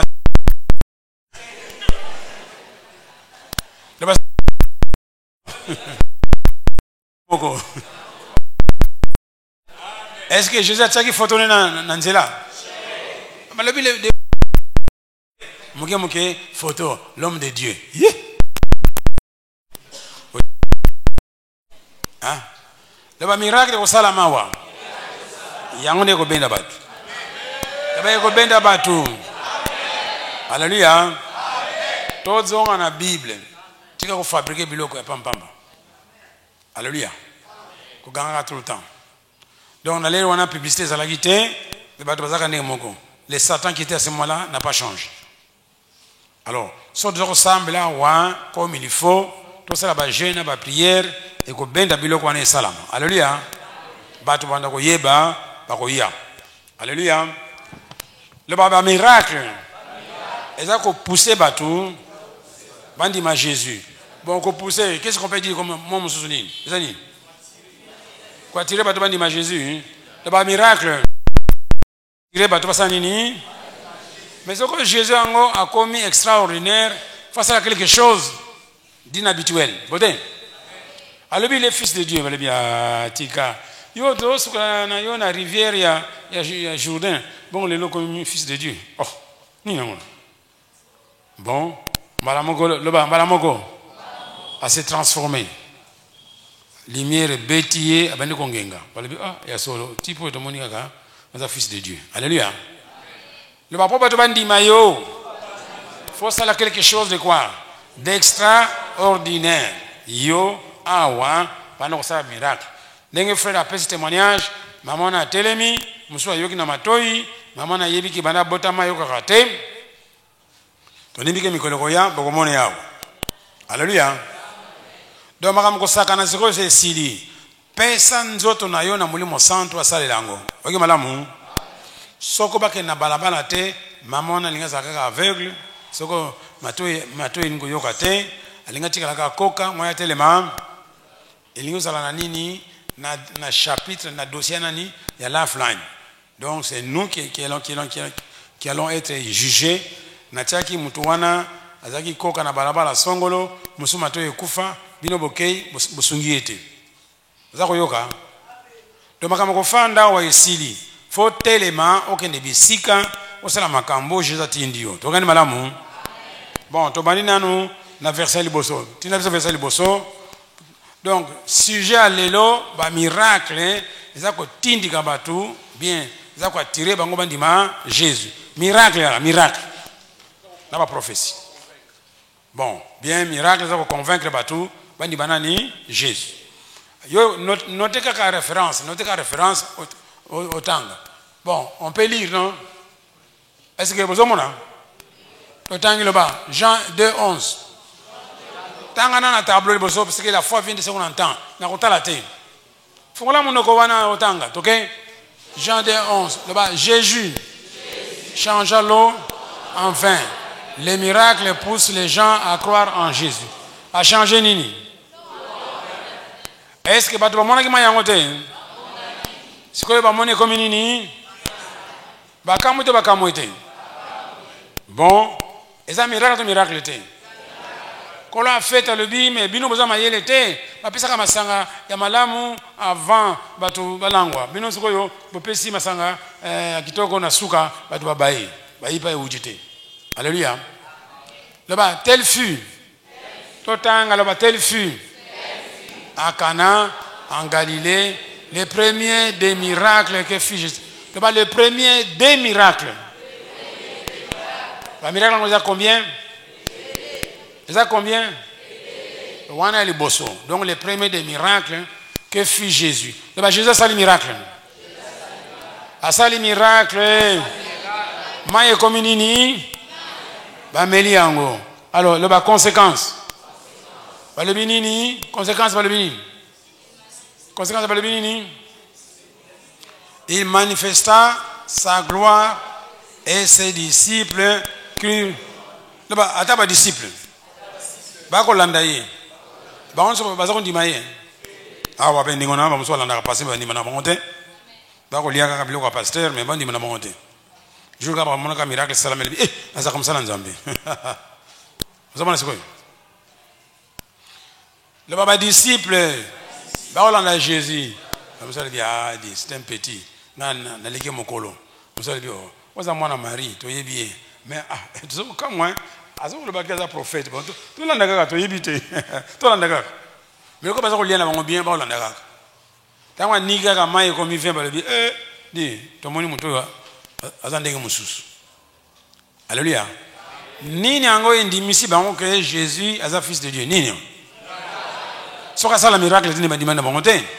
Bali balandeka tout le temps ko lia puis après ba mwangani. Alléluia. Là-bas Jésus manifesta sa gloire. Et puis ses disciples Salini crurent en lui. Bon, ok, 2. Là-bas Jean 2, 23. Tangi. Là-bas les miracles. Totanga là-bas les miracles. Poussent les gens à croire. Wanande loko tika na motono lelo yangwana. Là-bas les miracles. Poussent les gens à croire en Jésus. Là-bas les miracles poussent les gens à croire en Jésus. Là-bas la foi vient de quoi? Ce qu'on entend c'est quoi? C'est la parole de Christ. Donc les locaux kanganini, là-bas les miracles poussent les gens à croire en Jésus. Là-bas sur les miracles mais pousse-moi à croire en Jésus. Donc ce qu'on lobe le tikali, on dit que miracle et que pousser mutu à croire en Jésus. Donc ce qu'on dit mutuango, on ça nini, on ça les miracles. Bon maintenant pendant que ça le miracle, il n'y a pas de classe. Cours zate, école paix zate. Et bah qu'on dit manayo. On dit que Jésus, n'engo ça qui miracle na mutuana, nous sommes au Congo maintenant. Alléluia Jésus. Yo ozako ngindana Israël au Congo RDC. Siko yo muto yo azomona te. Yo le bike ozaka ndengo zalaki na Israël, ndengo za na Congo. Alors ça va. Fungola mission muto yo. Ozako yoka simple prière. Le baso comme mission fungwa nini? Nana fungula yango Jésus. Donc azana Congo tazana Congo te. Omende ba kondima ke Jésus alea. Kaka kuchaka makela pamba. Oh, lutom, lukangamisu tukusambela. Tukusambela te. Tulimbi kusambela. Tozo ile omokote. Alléluia. Et bah tolingi miracle. Tolingi to mona. To yoka. Bible le dit comme vous les voyez et l'entendez. Beauté. On voyait quoi? La prière. On voyait quoi? On entendait quoi? Bon. Alléluia. Pendant que Jésus était à Jérusalem, à la fête de Pâques, là-bas, plusieurs crurent en son nom, voyant les réfugiés. Voyant quoi? Qu'il faisait, non? Bandini Pani. Des Moufoura, Bandini Pani. Mais il n'était pas à la veille, il fallait dormir. Mais posons Nimba. Hein? Il n'était pas à la veille. L'enfant de 12, de 8 ans était à la veille. Il faut un andako. Pour y aller aux olas la souche. Hein? Bon, yo moi ici. Samedi prochain, Bendaï. Tu dis que 8 heures, ça m'a quand même balé. So batini, so qui n'était passé à changer position. L'équipe de Bosso, quand il singa, on est au Bendaï. So ka Bendaï, yo kito katani, tikala libela. ngamna tinda ki tini bango yo kanga yesinga samedi prochain benda yi. Maintenant c'est un plaisir hein ngana lo baka yo fana ndako hein. Le miracle à Jésus et salinini et pousser batana bandima nani. Est-ce que vous entendez yomoko bandimi ka te poza azali Jésus ba komba Jésus ko sali lo mo te fo ba mona na misu quelque chose au sali oye ko kamusa bango. Alléluia. Muntu nyonso basale ne wana fo mona andima ba santu Thomas boye bango to Thomas lebi ngai pona ndima fo na mona loboko ya Jésus na tia loboko na ngai bote. Bon évidemment foi soko moni le ko na misu za soufoité mais enfin mais faut pas to baningana ba mona ke likambo yo to yokango jamais. Alléluia. Le miracle la Bible to lingi salama na lifeline. Alléluia. Bon, verset numéro 3. Tangi. Le bas Jean 4 39. Le bas tanga, OK? Le bas il m'a dit tanga na tableau et on bâti tableau sinon pas le projecteur. Le bas il m'a dit tout ce que j'ai fait. Le bas les dons de l'Esprit Saint, dons de la parole de connaissance. Mama wana kamwe mwansi ya Musamalia kamwe Jésus a yebisi vina ye. Le bas azaka na mibali mitano. Azaka na mibali mitano. Donc likangu omoni eza mubali na yote. Mubali eza mutabali ya presidot. Bakatula kiadi bazami mibali na yote. Moni. Oh nazana mubali moko azaka wapi? Deuxième bureau wana za mubali na yote. Yo luka mubali moko bala. Deuxième bureau. Jésus akutana mwansi yango atuni le parole de sagesse. Alibi kene ko bengela nga mubali na yo. Alibi dit bon le kuta mabete le bali kangu aza mubali te. Yemo ko mwasa alibi ke aza na mubali te. Est-ce aza ko vivre na mutu wana te? Azako vivira mtu wana te azavira mtu wana te.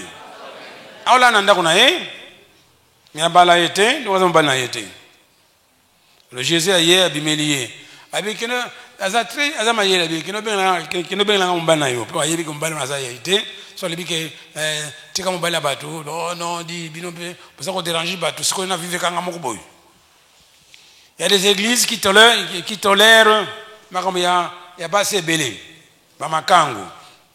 Mabala irrégulière yakato fanda kaka OK ko pesi dim ama sona yebi ko za irrégulier dim na yo ko taswa watu weka malamu hein sona ba simisato italio kendi kuna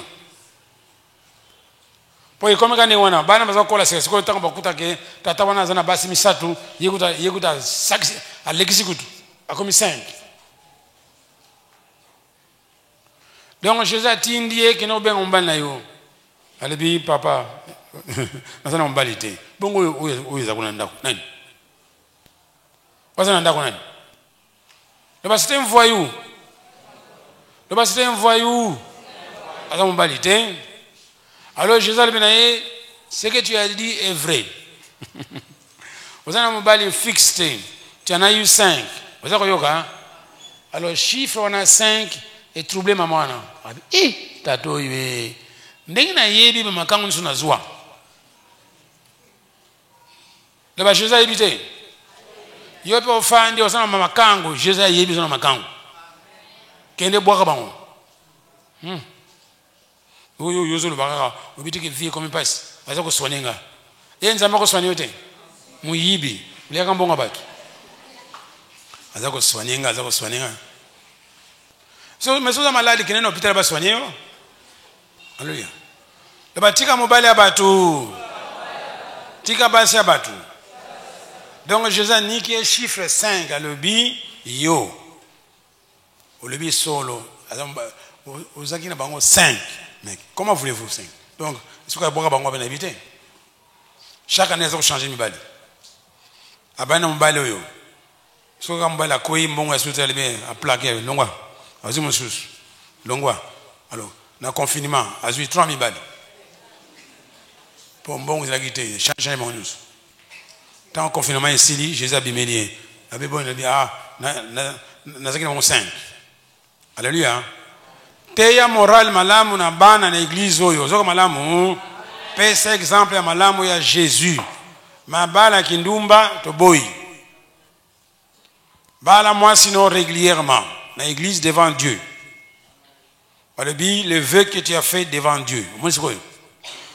Quand ça basi na ndaku to boy. Et comme d'habitude, ba musupe bazali ame na moni bazako sanga. Le ko azana likango quelque part. To ko sambela kaka likamone yebana. Parole de connaissance wana. Wana na ko dévoiler na kati église. Na bengi sunga lebi, j'ai l'information. Voici l'adresse, voilà la photo de la personne. Na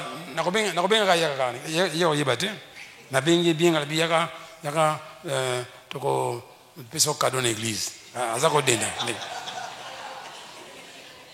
Bon téléma wa. Bande ko alléluia. Amen. Wa mbana yo. Yi wana. Wana ndeko trembler. Je me souviens sorti kuna nani na Bantandu. Il y avait une fille qui était dans l'assemblée. Na benga biyo yakana na na bengi sili boso. Na assemblée là mais na zamona biomoko bizarre. Na tunié. Tu es marié? Bon. Wa mbana yo. Oh yekuna. Kinoko zoyi. Ako benda ye, c'est mon neveu. Na ibu n'est pas contact l'église en côté. Neveu n'a pas propre. Oui. Ah. Bon, ça y est. Bon, bon yamana. Na bitu soko parce que d'autres pas vous semblez là. Vous amène. Bon, je crois que Dieu voulait lui parler. Alors, ma parole ba lebi atika moi sona me akanga mine kaka. Ba ken États-Unis pe simbi te ba mwanga ni ko ba soso. Ah. Yo fani ba bengi moi si batuni aza moi si na yo. Obala yi, ou pas encore. Bon. Je vois ils ont un message. Et si invité. Alléluia. Zwambongo bala mwasi moko to zonga ndenge makambeza laki na 1945.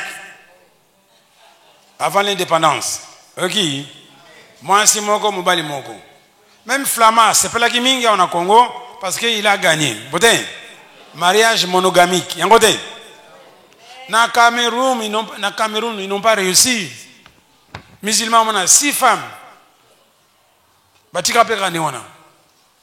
Ah, c'est le seul pays où on a implanté, bien renforcé, mariage monogamique. Le monogamique.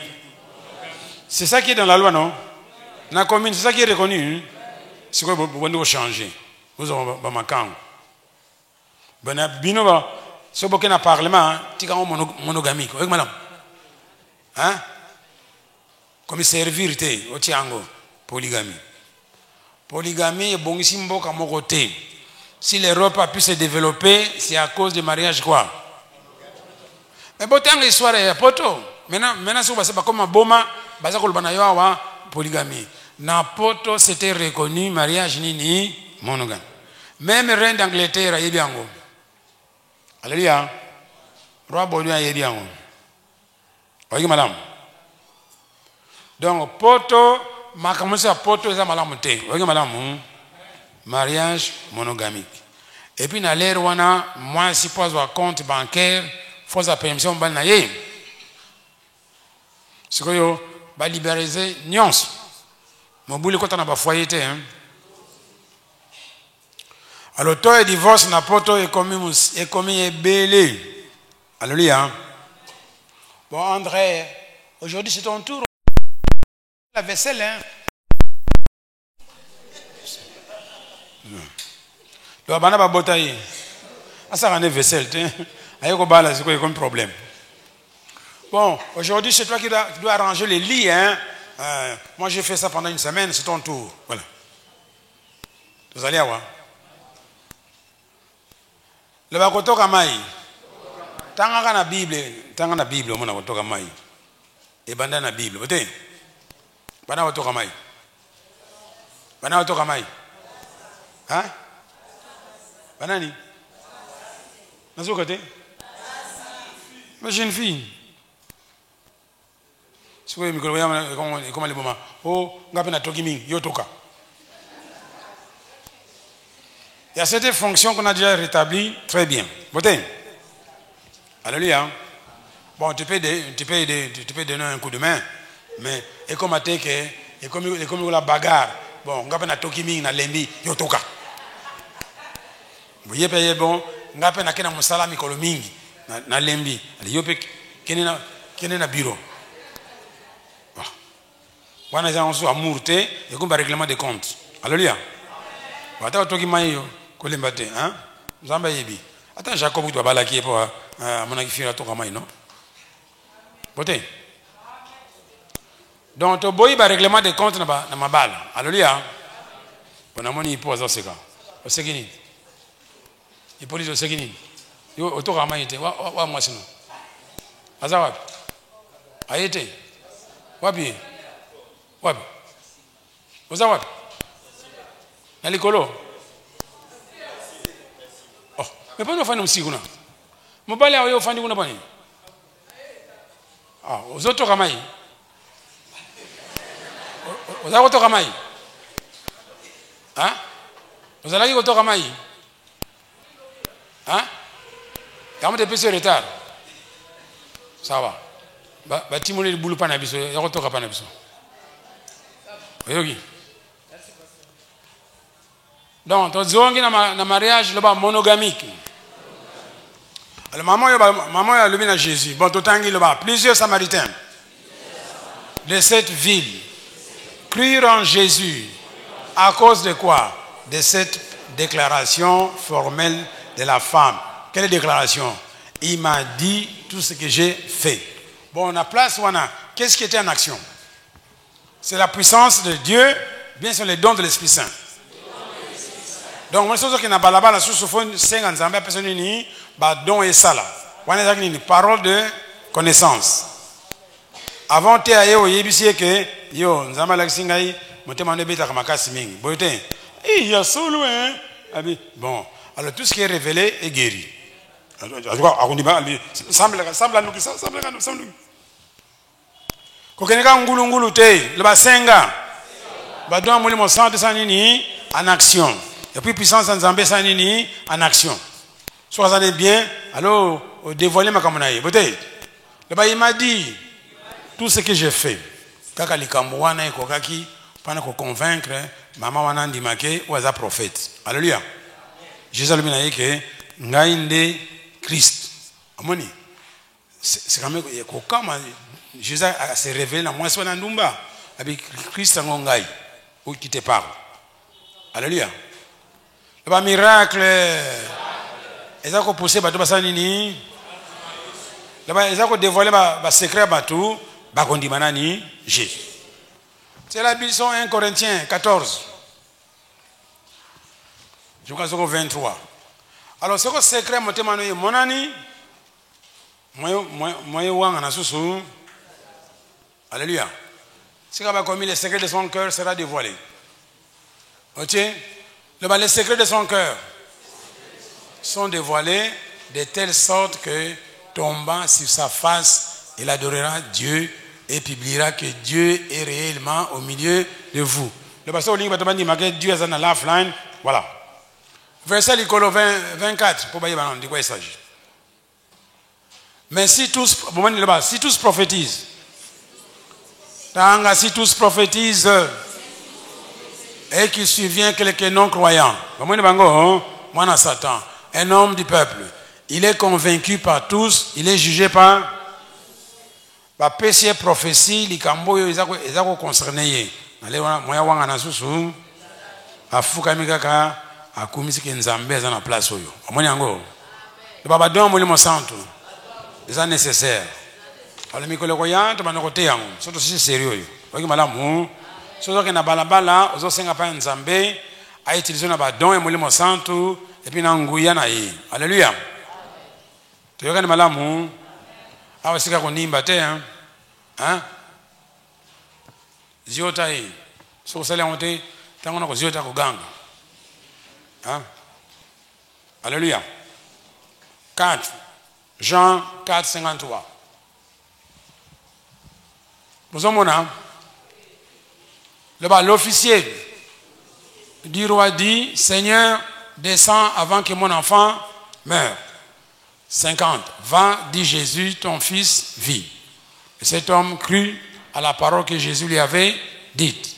Il s'en alla, comme déjà il descendait, ses serviteurs venaient à sa rencontre lui apporter cette nouvelle. Ton enfant vit. 52. Il leur demanda à quelle heure il s'était trouvé mieux.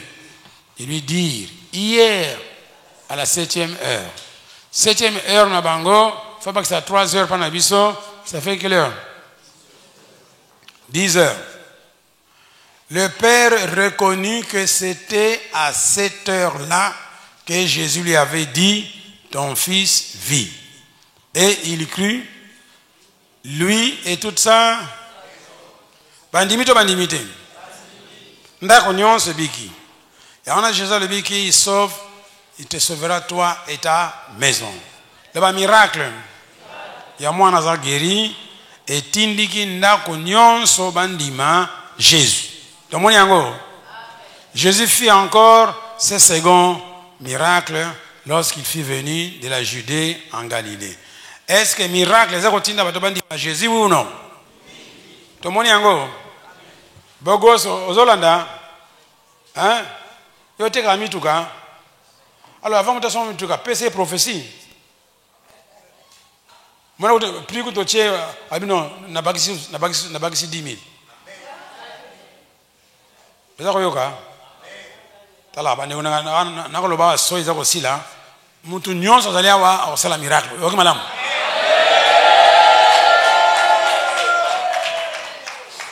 Le lifeline. Tous prophétisent. Abobosan likambwana le lifeline. Tous prophétisent. Et les papas? Mais quoi? Et les mamans? Les jeunes gens? Les enfants? Alors, ce qu'on va prophétiser, c'est la porte ouverte pour les miracles. Monsieur Zomonika au Pessica Mbote, le Bicali Cam, Yosama blague, mais elle est comme un solo. Ayant tika ça pas blague. J'ai déjà été victime à Makamana plusieurs fois. Je l'ai blagué, mais Makamolobi n'a pas Makamolobi dans le sang. Amoni moi c'est mon na tele ngabi na se blaga ningo lelaka. Le bazar lela. Na libi na ye na se blaga ningo lelaka. Boyogite. Na kuteza ko lela, na libi na ye na se blaga mingi na ningo lelaka. Donc wana zama kamkolo bana mutu. Le batango na libi ningo na ba pese vision. Amoni mulangi na ma emisu na kati. Ezana psalm 56. Amoni. Moi je croyais que c'était une blague mais c'était vraiment sérieux. Alléluia. Je crois que tika pe kolela. Oyoki. Donc tika ba blague.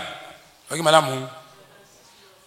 Maintenant, le père reconnut c'était à cette heure-là. Conséquence, ndaku nyonso. Nao bazaki ba malade té. Bandi maraté hein. Suite à quoi? Bandi poni. Donc bandi pona miracle, le ban miracle. Le bandi ko bangwa biki. Amoni. Il y avait une femme aux États-Unis, elle a 82 ans. 82 ans. Azaki malade makasi. Assemblée pa Nzambe soko big singai na ko salela yo. Bon. Là-bas, Nzambe a guéri rien. Là-bas 82 ans. Alors musala na ye tala yoga malam. Là-bas yebika verset moko. Là-bas yebika verset moko. 82 ans. Bamboul legi kala ona ba atteint. Alors Marc 16 17. Et là kanga ke ngwana kana nini? Là Marc 16 17. Voici les miracles ceux qui ont cru. À mon nom, chassons les démons, ils parlent de nouvelles langues. Et bien, ils me poseront les mains. Ces malades seront guéris. Soit côté Canada qu'on a bino, à l'ébéga version. Sur sa maladie, a tué le boko, malade ici. Au moins, le ministère a 82 ans. Mais au babi kaki ba sepelaki. Alléluia. Yo ça na ba verset mingi na moto na yo wa, vous ça la ngote. Bon, verset lundi. Plusieurs parmi la foule crurent en lui. À cause de ces. Donc, les leçons que nous avons des miracles, ils ont tindika batu, ils ont convaincre batu, bandi manani. Si vous avez un ministère qui a un miracle. Pour ça, le miracle, il y a un misu, moi, je vais discuter. Oui, madame. Alors, texte, plusieurs parmi la foule crurent en lui. Et il disait, le Christ, quand il viendra, fera-t-il plus de miracles qu'en a fait celui-ci? Donc, orgue Christ, Isaki Wana. Donc, plusieurs parmi la foule. Bandimiete. Pourquoi? Ba miracle wa monaki. Na ba yokaki. Alléluia. Tous allez voir. Les miracles poussent les gens à croire en. Les miracles que je vais faire, ça va pousser les gens à croire en qui? Jésus le binayo que yo kende selon Jean 17:20. Asa assemble la pana batwana bandima Yesu par la parole qui sortira de ta bouche. Maintenant, ce qu'on bâtit sur ce miracle, et si yo gagne. Tous allez avoir. Bon. Suivant. 6. Le tangi. Pour permettre aux brebis de croire. Donc, batu mususu ata teye ndenge nini mutema makasi. Bon, ye akene na lifelo ateka mulimo. Bote. Oyo baza disposer bakondima. Mais faut mon miracle. Totangi les juifs l'entourèrent et lui dirent, jusqu'à quand tiendras-tu notre esprit en suspense, danger? Si tu es le Christ, dis-le nous, franchement. Jésus leur répondit, je vous l'ai dit et vous ne croyez pas. Les œuvres que j'ai faites au nom de mon Père rendent témoignage de. Ba œuvre ni nango. Yakolia. Nini yango ba œuvre ni. Ba miracle. Donc alors ça ba miracle pour ngo bandima. Mais moto makais. 26. Mais vous ne croyez pas parce que vous n'êtes pas de mes brebis. Ba baby. Ba kene li felo. So sa brebis à Jésus ici non. Mes brebis entendent ma voix, je les connais et elles-mêmes. 7.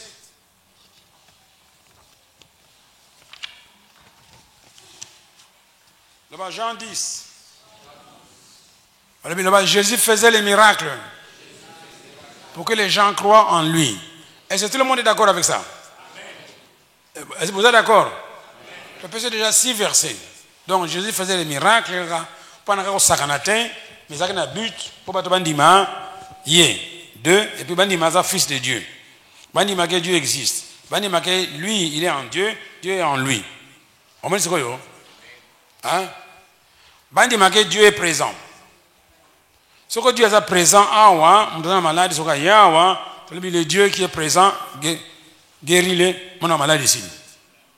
Donc nous sommes dans la RDC. Alléluia.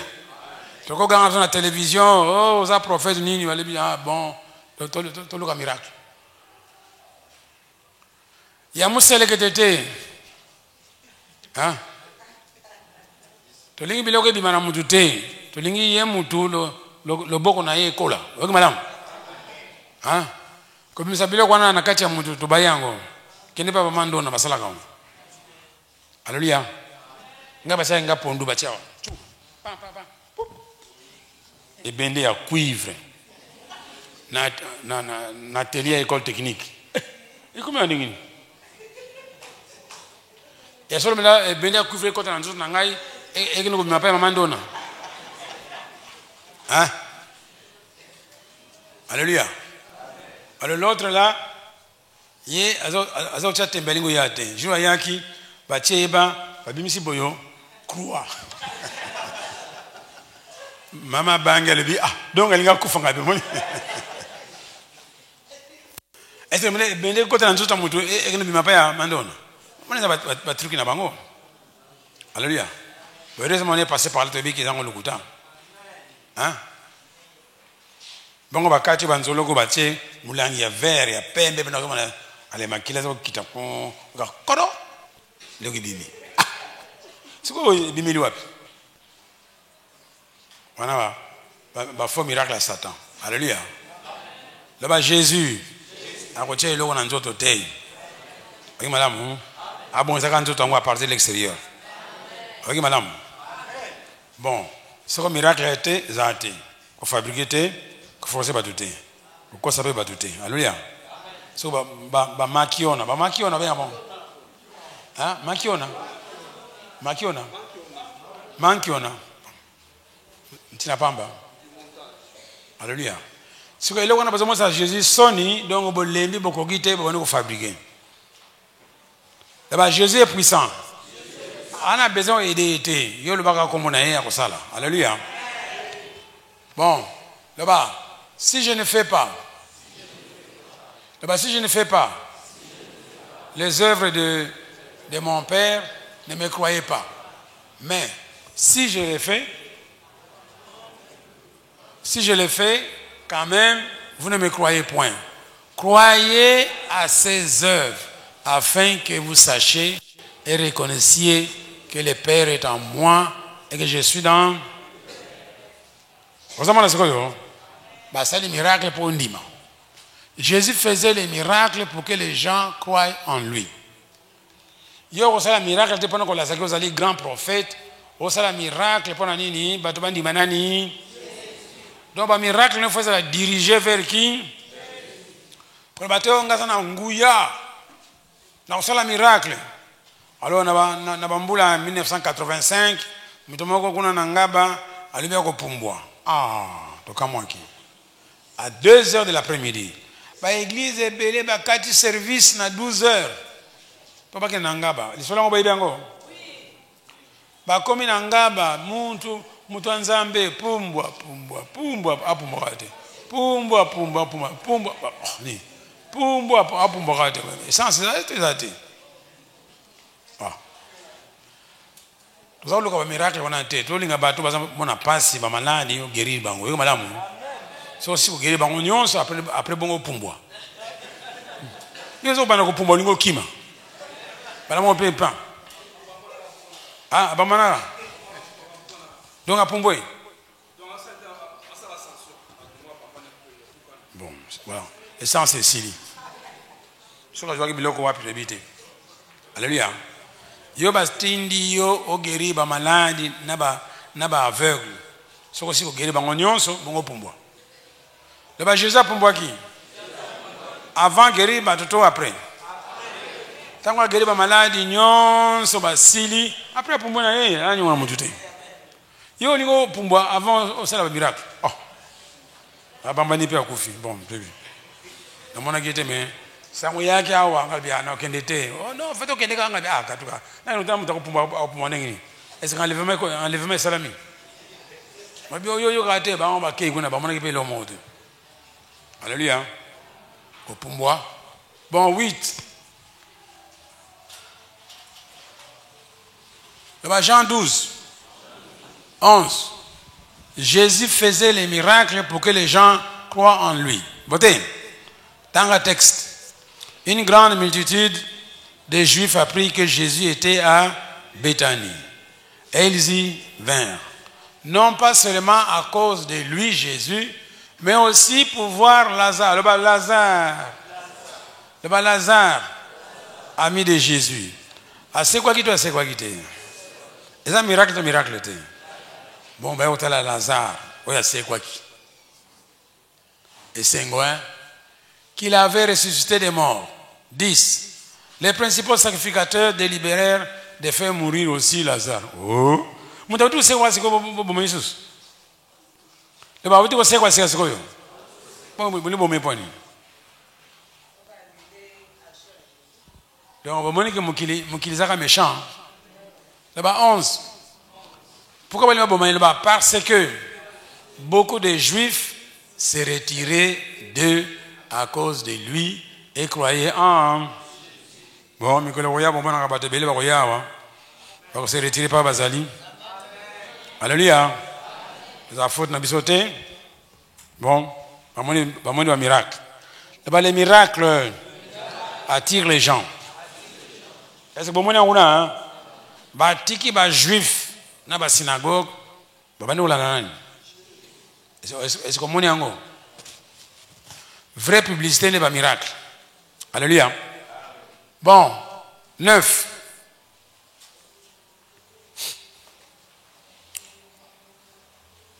Jean 12. Alléluia. Margain, ok? C'est pas clair.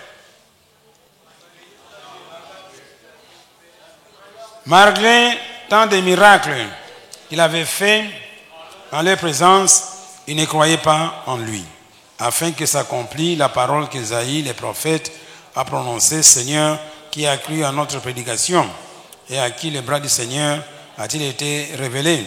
Ainsi ne pouvant y croire parce qu'Ésaïe a dit: il a aveuglé leurs yeux, il a leur cœur de peur qu'ils ne voient des yeux, qu'ils comprennent de cœur, qu'ils ne se convertissent et que je l'ai. Ésaïe dit ces choses lorsqu'il a vu la gloire et qu'il porta et puis qu'il parla de lui. 42. Cependant, même parmi les Juifs, les chefs, plusieurs crurent en lui. Mais à cause des pharisiens, ils n'en faisaient pas. Wow. Bandimaki to bandimaki te. Maintenant, nini za kondimisa bango. Kaka ba miracle je za sala. Bazamona différent bi synagogue ba synagogue za ba place ba juif ba sambelaka. Za ka lokola ba groupe de prière bien ba église locale. Donc ba juif na chaque ville ba na synagogue na bango. Desika ba sambelaka. Mais biso qui nous semble à la synagogue mais makambo tuzomona ngote mais mutu soka zote avec puissance aza ko ça miracle to landa yi ba synagogue est comme vide ba tabala nani Jésus. Alors passer la synagogue à tombo raté hein photo bon maïga bon ça va ba to na tele lo bazakaka. Bon, suivant. Jean 14.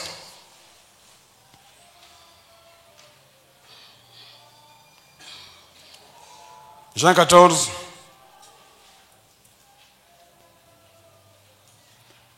Le bas, croyez du moins. À cause de ce. Donc, le binaïo, attends, on dit matin.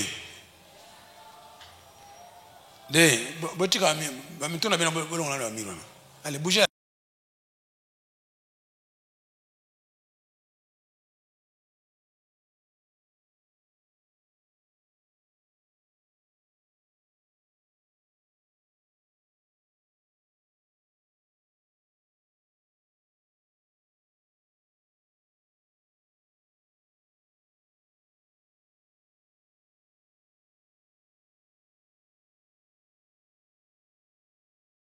Vous avez madame, Dieu a eu en personne à ça miracle pour dire qu'il est limité. Donc au moins on a mis sous le matoy. Le jugement la bango. Vous allez nini plus sévère. Au moins on. Alors tout temps il va le croyez du moins à cause de ces œuvres, des miracles. 10. Ne crois-tu pas que je suis dans le Père et que le Père est en moi?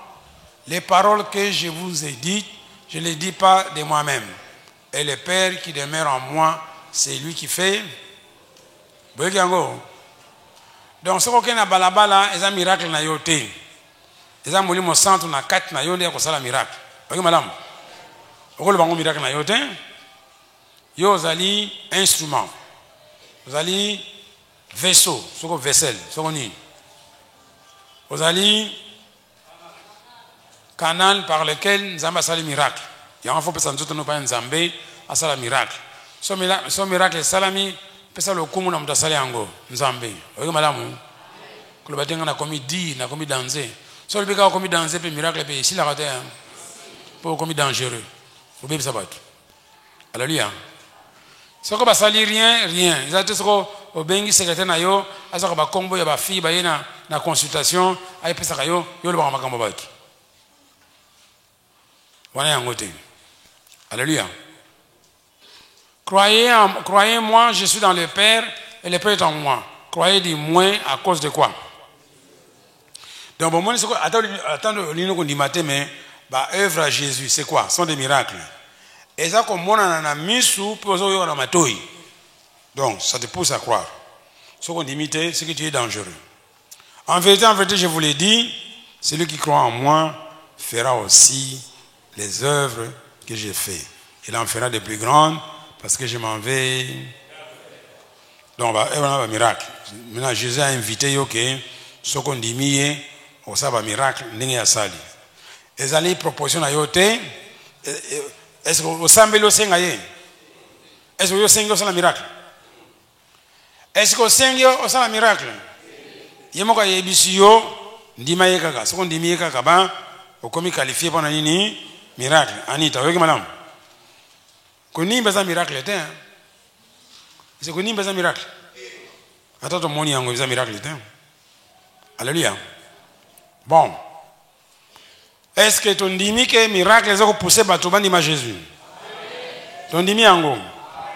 Bon, c'est que yo ba tindi yo OK na ba balabala, ba village na ba village, ba ville na ba ville au salani. Otea ba sango malam. Alléluia. Est-ce que vous avez prié au sang makambwana? Vous avez prié? Ok, il faut qu'il y ait un miracle, un guérison. Alléluia. Est-ce que l'ongoli mututo, mutunyon soit qualifié? Alors, si on nous a qualifié, ce qu'on y a pas de miracle, la guérison. Alléluia. Les lois ressemblent à yo, vous allez activer, on va dire un miracle, la guérison. Alléluia. Pour que il n'y a pas à Jésus. N'a pas miracle, n'a guérison. Bon, Jésus a ça ma misat. Alors qu'on s'est déplacé, il y a un mouvement, tout le monde a gagné. Ce qu'on a commis à te sans malam. Boté. Soit à te, soit à prêcher, soit à enseigner. Boté. Nassou qui faisait quoi? Il priait pour les gens. Tout le monde a gagné. Ça c'est notre modèle. Alléluia. Nous allons prier pour les gens. Nous allons les enseigner, prêcher. Quand prêcher, na souka faut prier pendant bango. Alléluia. Au pesa nzambe opportunité à démontrer nini puissance na ye. Alléluia. Au pesa nzambe opportunité à ça nini à démontrer nini badon mulimo centre. Alléluia. C'est toi yokani. Mais n'engini besoin malili ça ne vous intéresse pas? Mais pas intéressé par ça n'engo noté. Hein? M'ta intéressé ça n'engo noté. Faut ça la chaud. C'est que ba muso na moto na bango bio mais yo ozolo baka bien mais ce que simi na ngote. Et ce que simi te que nous tourna Jésus ngo pona pona le bagi ngo. Ce que simi te. Tuna yi. Ngamna le bien ngo. Le ba en vérité. Je vous l'ai dit, celui qui croit en moi fera aussi. Est-ce que ça est affirmatif ou conditionnel? Mais yem le bien ngo. Ndenge nous ba aussi mbate tango le bagi ngo ya ibagite. Que yo robotama. Hein? Ko simba te wana yali théorie à Satan. Alléluia. Et bah faut qu'il y ait sans doute. Bah yem ta lobby que au salango. Est-ce que yo sengaki? Il y a le bien. C'est que à mon aki vous êtes capable au salango. Alléluia. Bon dotelemi. C'est que yo logos et si. Tout comme natango ya Rema. Oyo yoki. Telemi nogi kwa mutayoki masango malamu. Là-bas, je suis venu pour entendre la parole de Dieu et pour me faire guérir. Alléluia. Donc, telemi sikoyo. Kanisa makambo yoki soza ko nimba te. Pourtant, vous l'allez bien, non? 21h à 3h, ça fait 6 heures. Je vous appelle à ma soloté. Et puis les frères ici. Hier, jusqu'à tard, personne n'était ici pour mettre de l'ordre. Quand a passé, il faut dire ordre. Le banayoki le banzambi. Titre Matthieu. Jésus allait d'église en lieu. Bomoni so. Bomoni. Bozana bino awate. Ba malanda ngulu, moni. Titre Matthieu, tala. Na yebeki bozana bino awate. Hein? Na bino nyonso mo répondra. Hein? Titre Matthieu ya lelo yangona. Jésus allait de le bien ngoboni. Allez, la mouga. Boto benga imoko fayula yao. Ala musabino.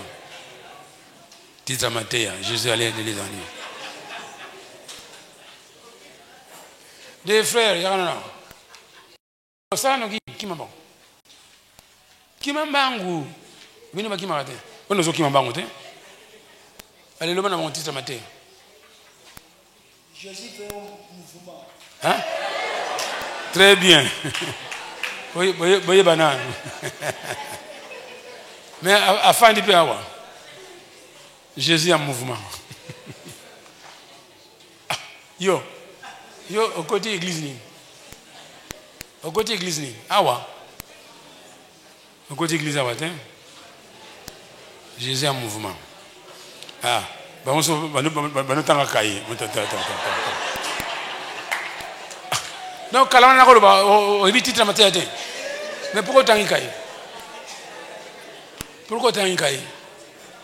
Un mouvement. Bon, pesa micro. Il y a le titre Matthieu, au côté absoté. Les miracles poussent les gens à croire en Jésus. Bon, est-ce que c'est compliqué? Là-bas, les miracles poussent les gens à croire en Jésus.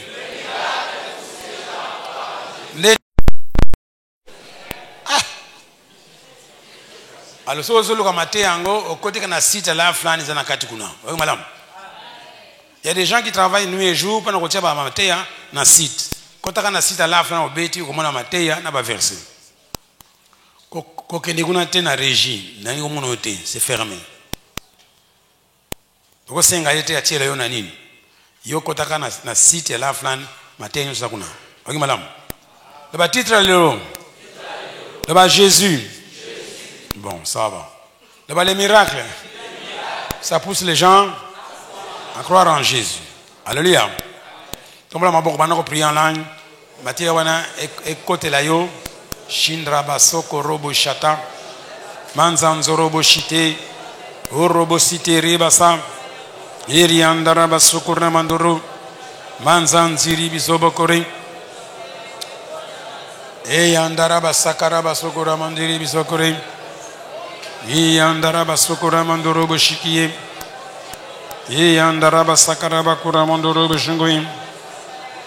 Eresiko robo sokora mandara basha. Manzanziri bisobokore. Père Céleste, je te loue, je te remercie. Tes enfants ont suivi l'enseignement. Maintenant, c'est le moment de les bénir. O robo shike sarabasa. Manzanzarabasi. O robo shike nderesekoro. Manzanzarabasa.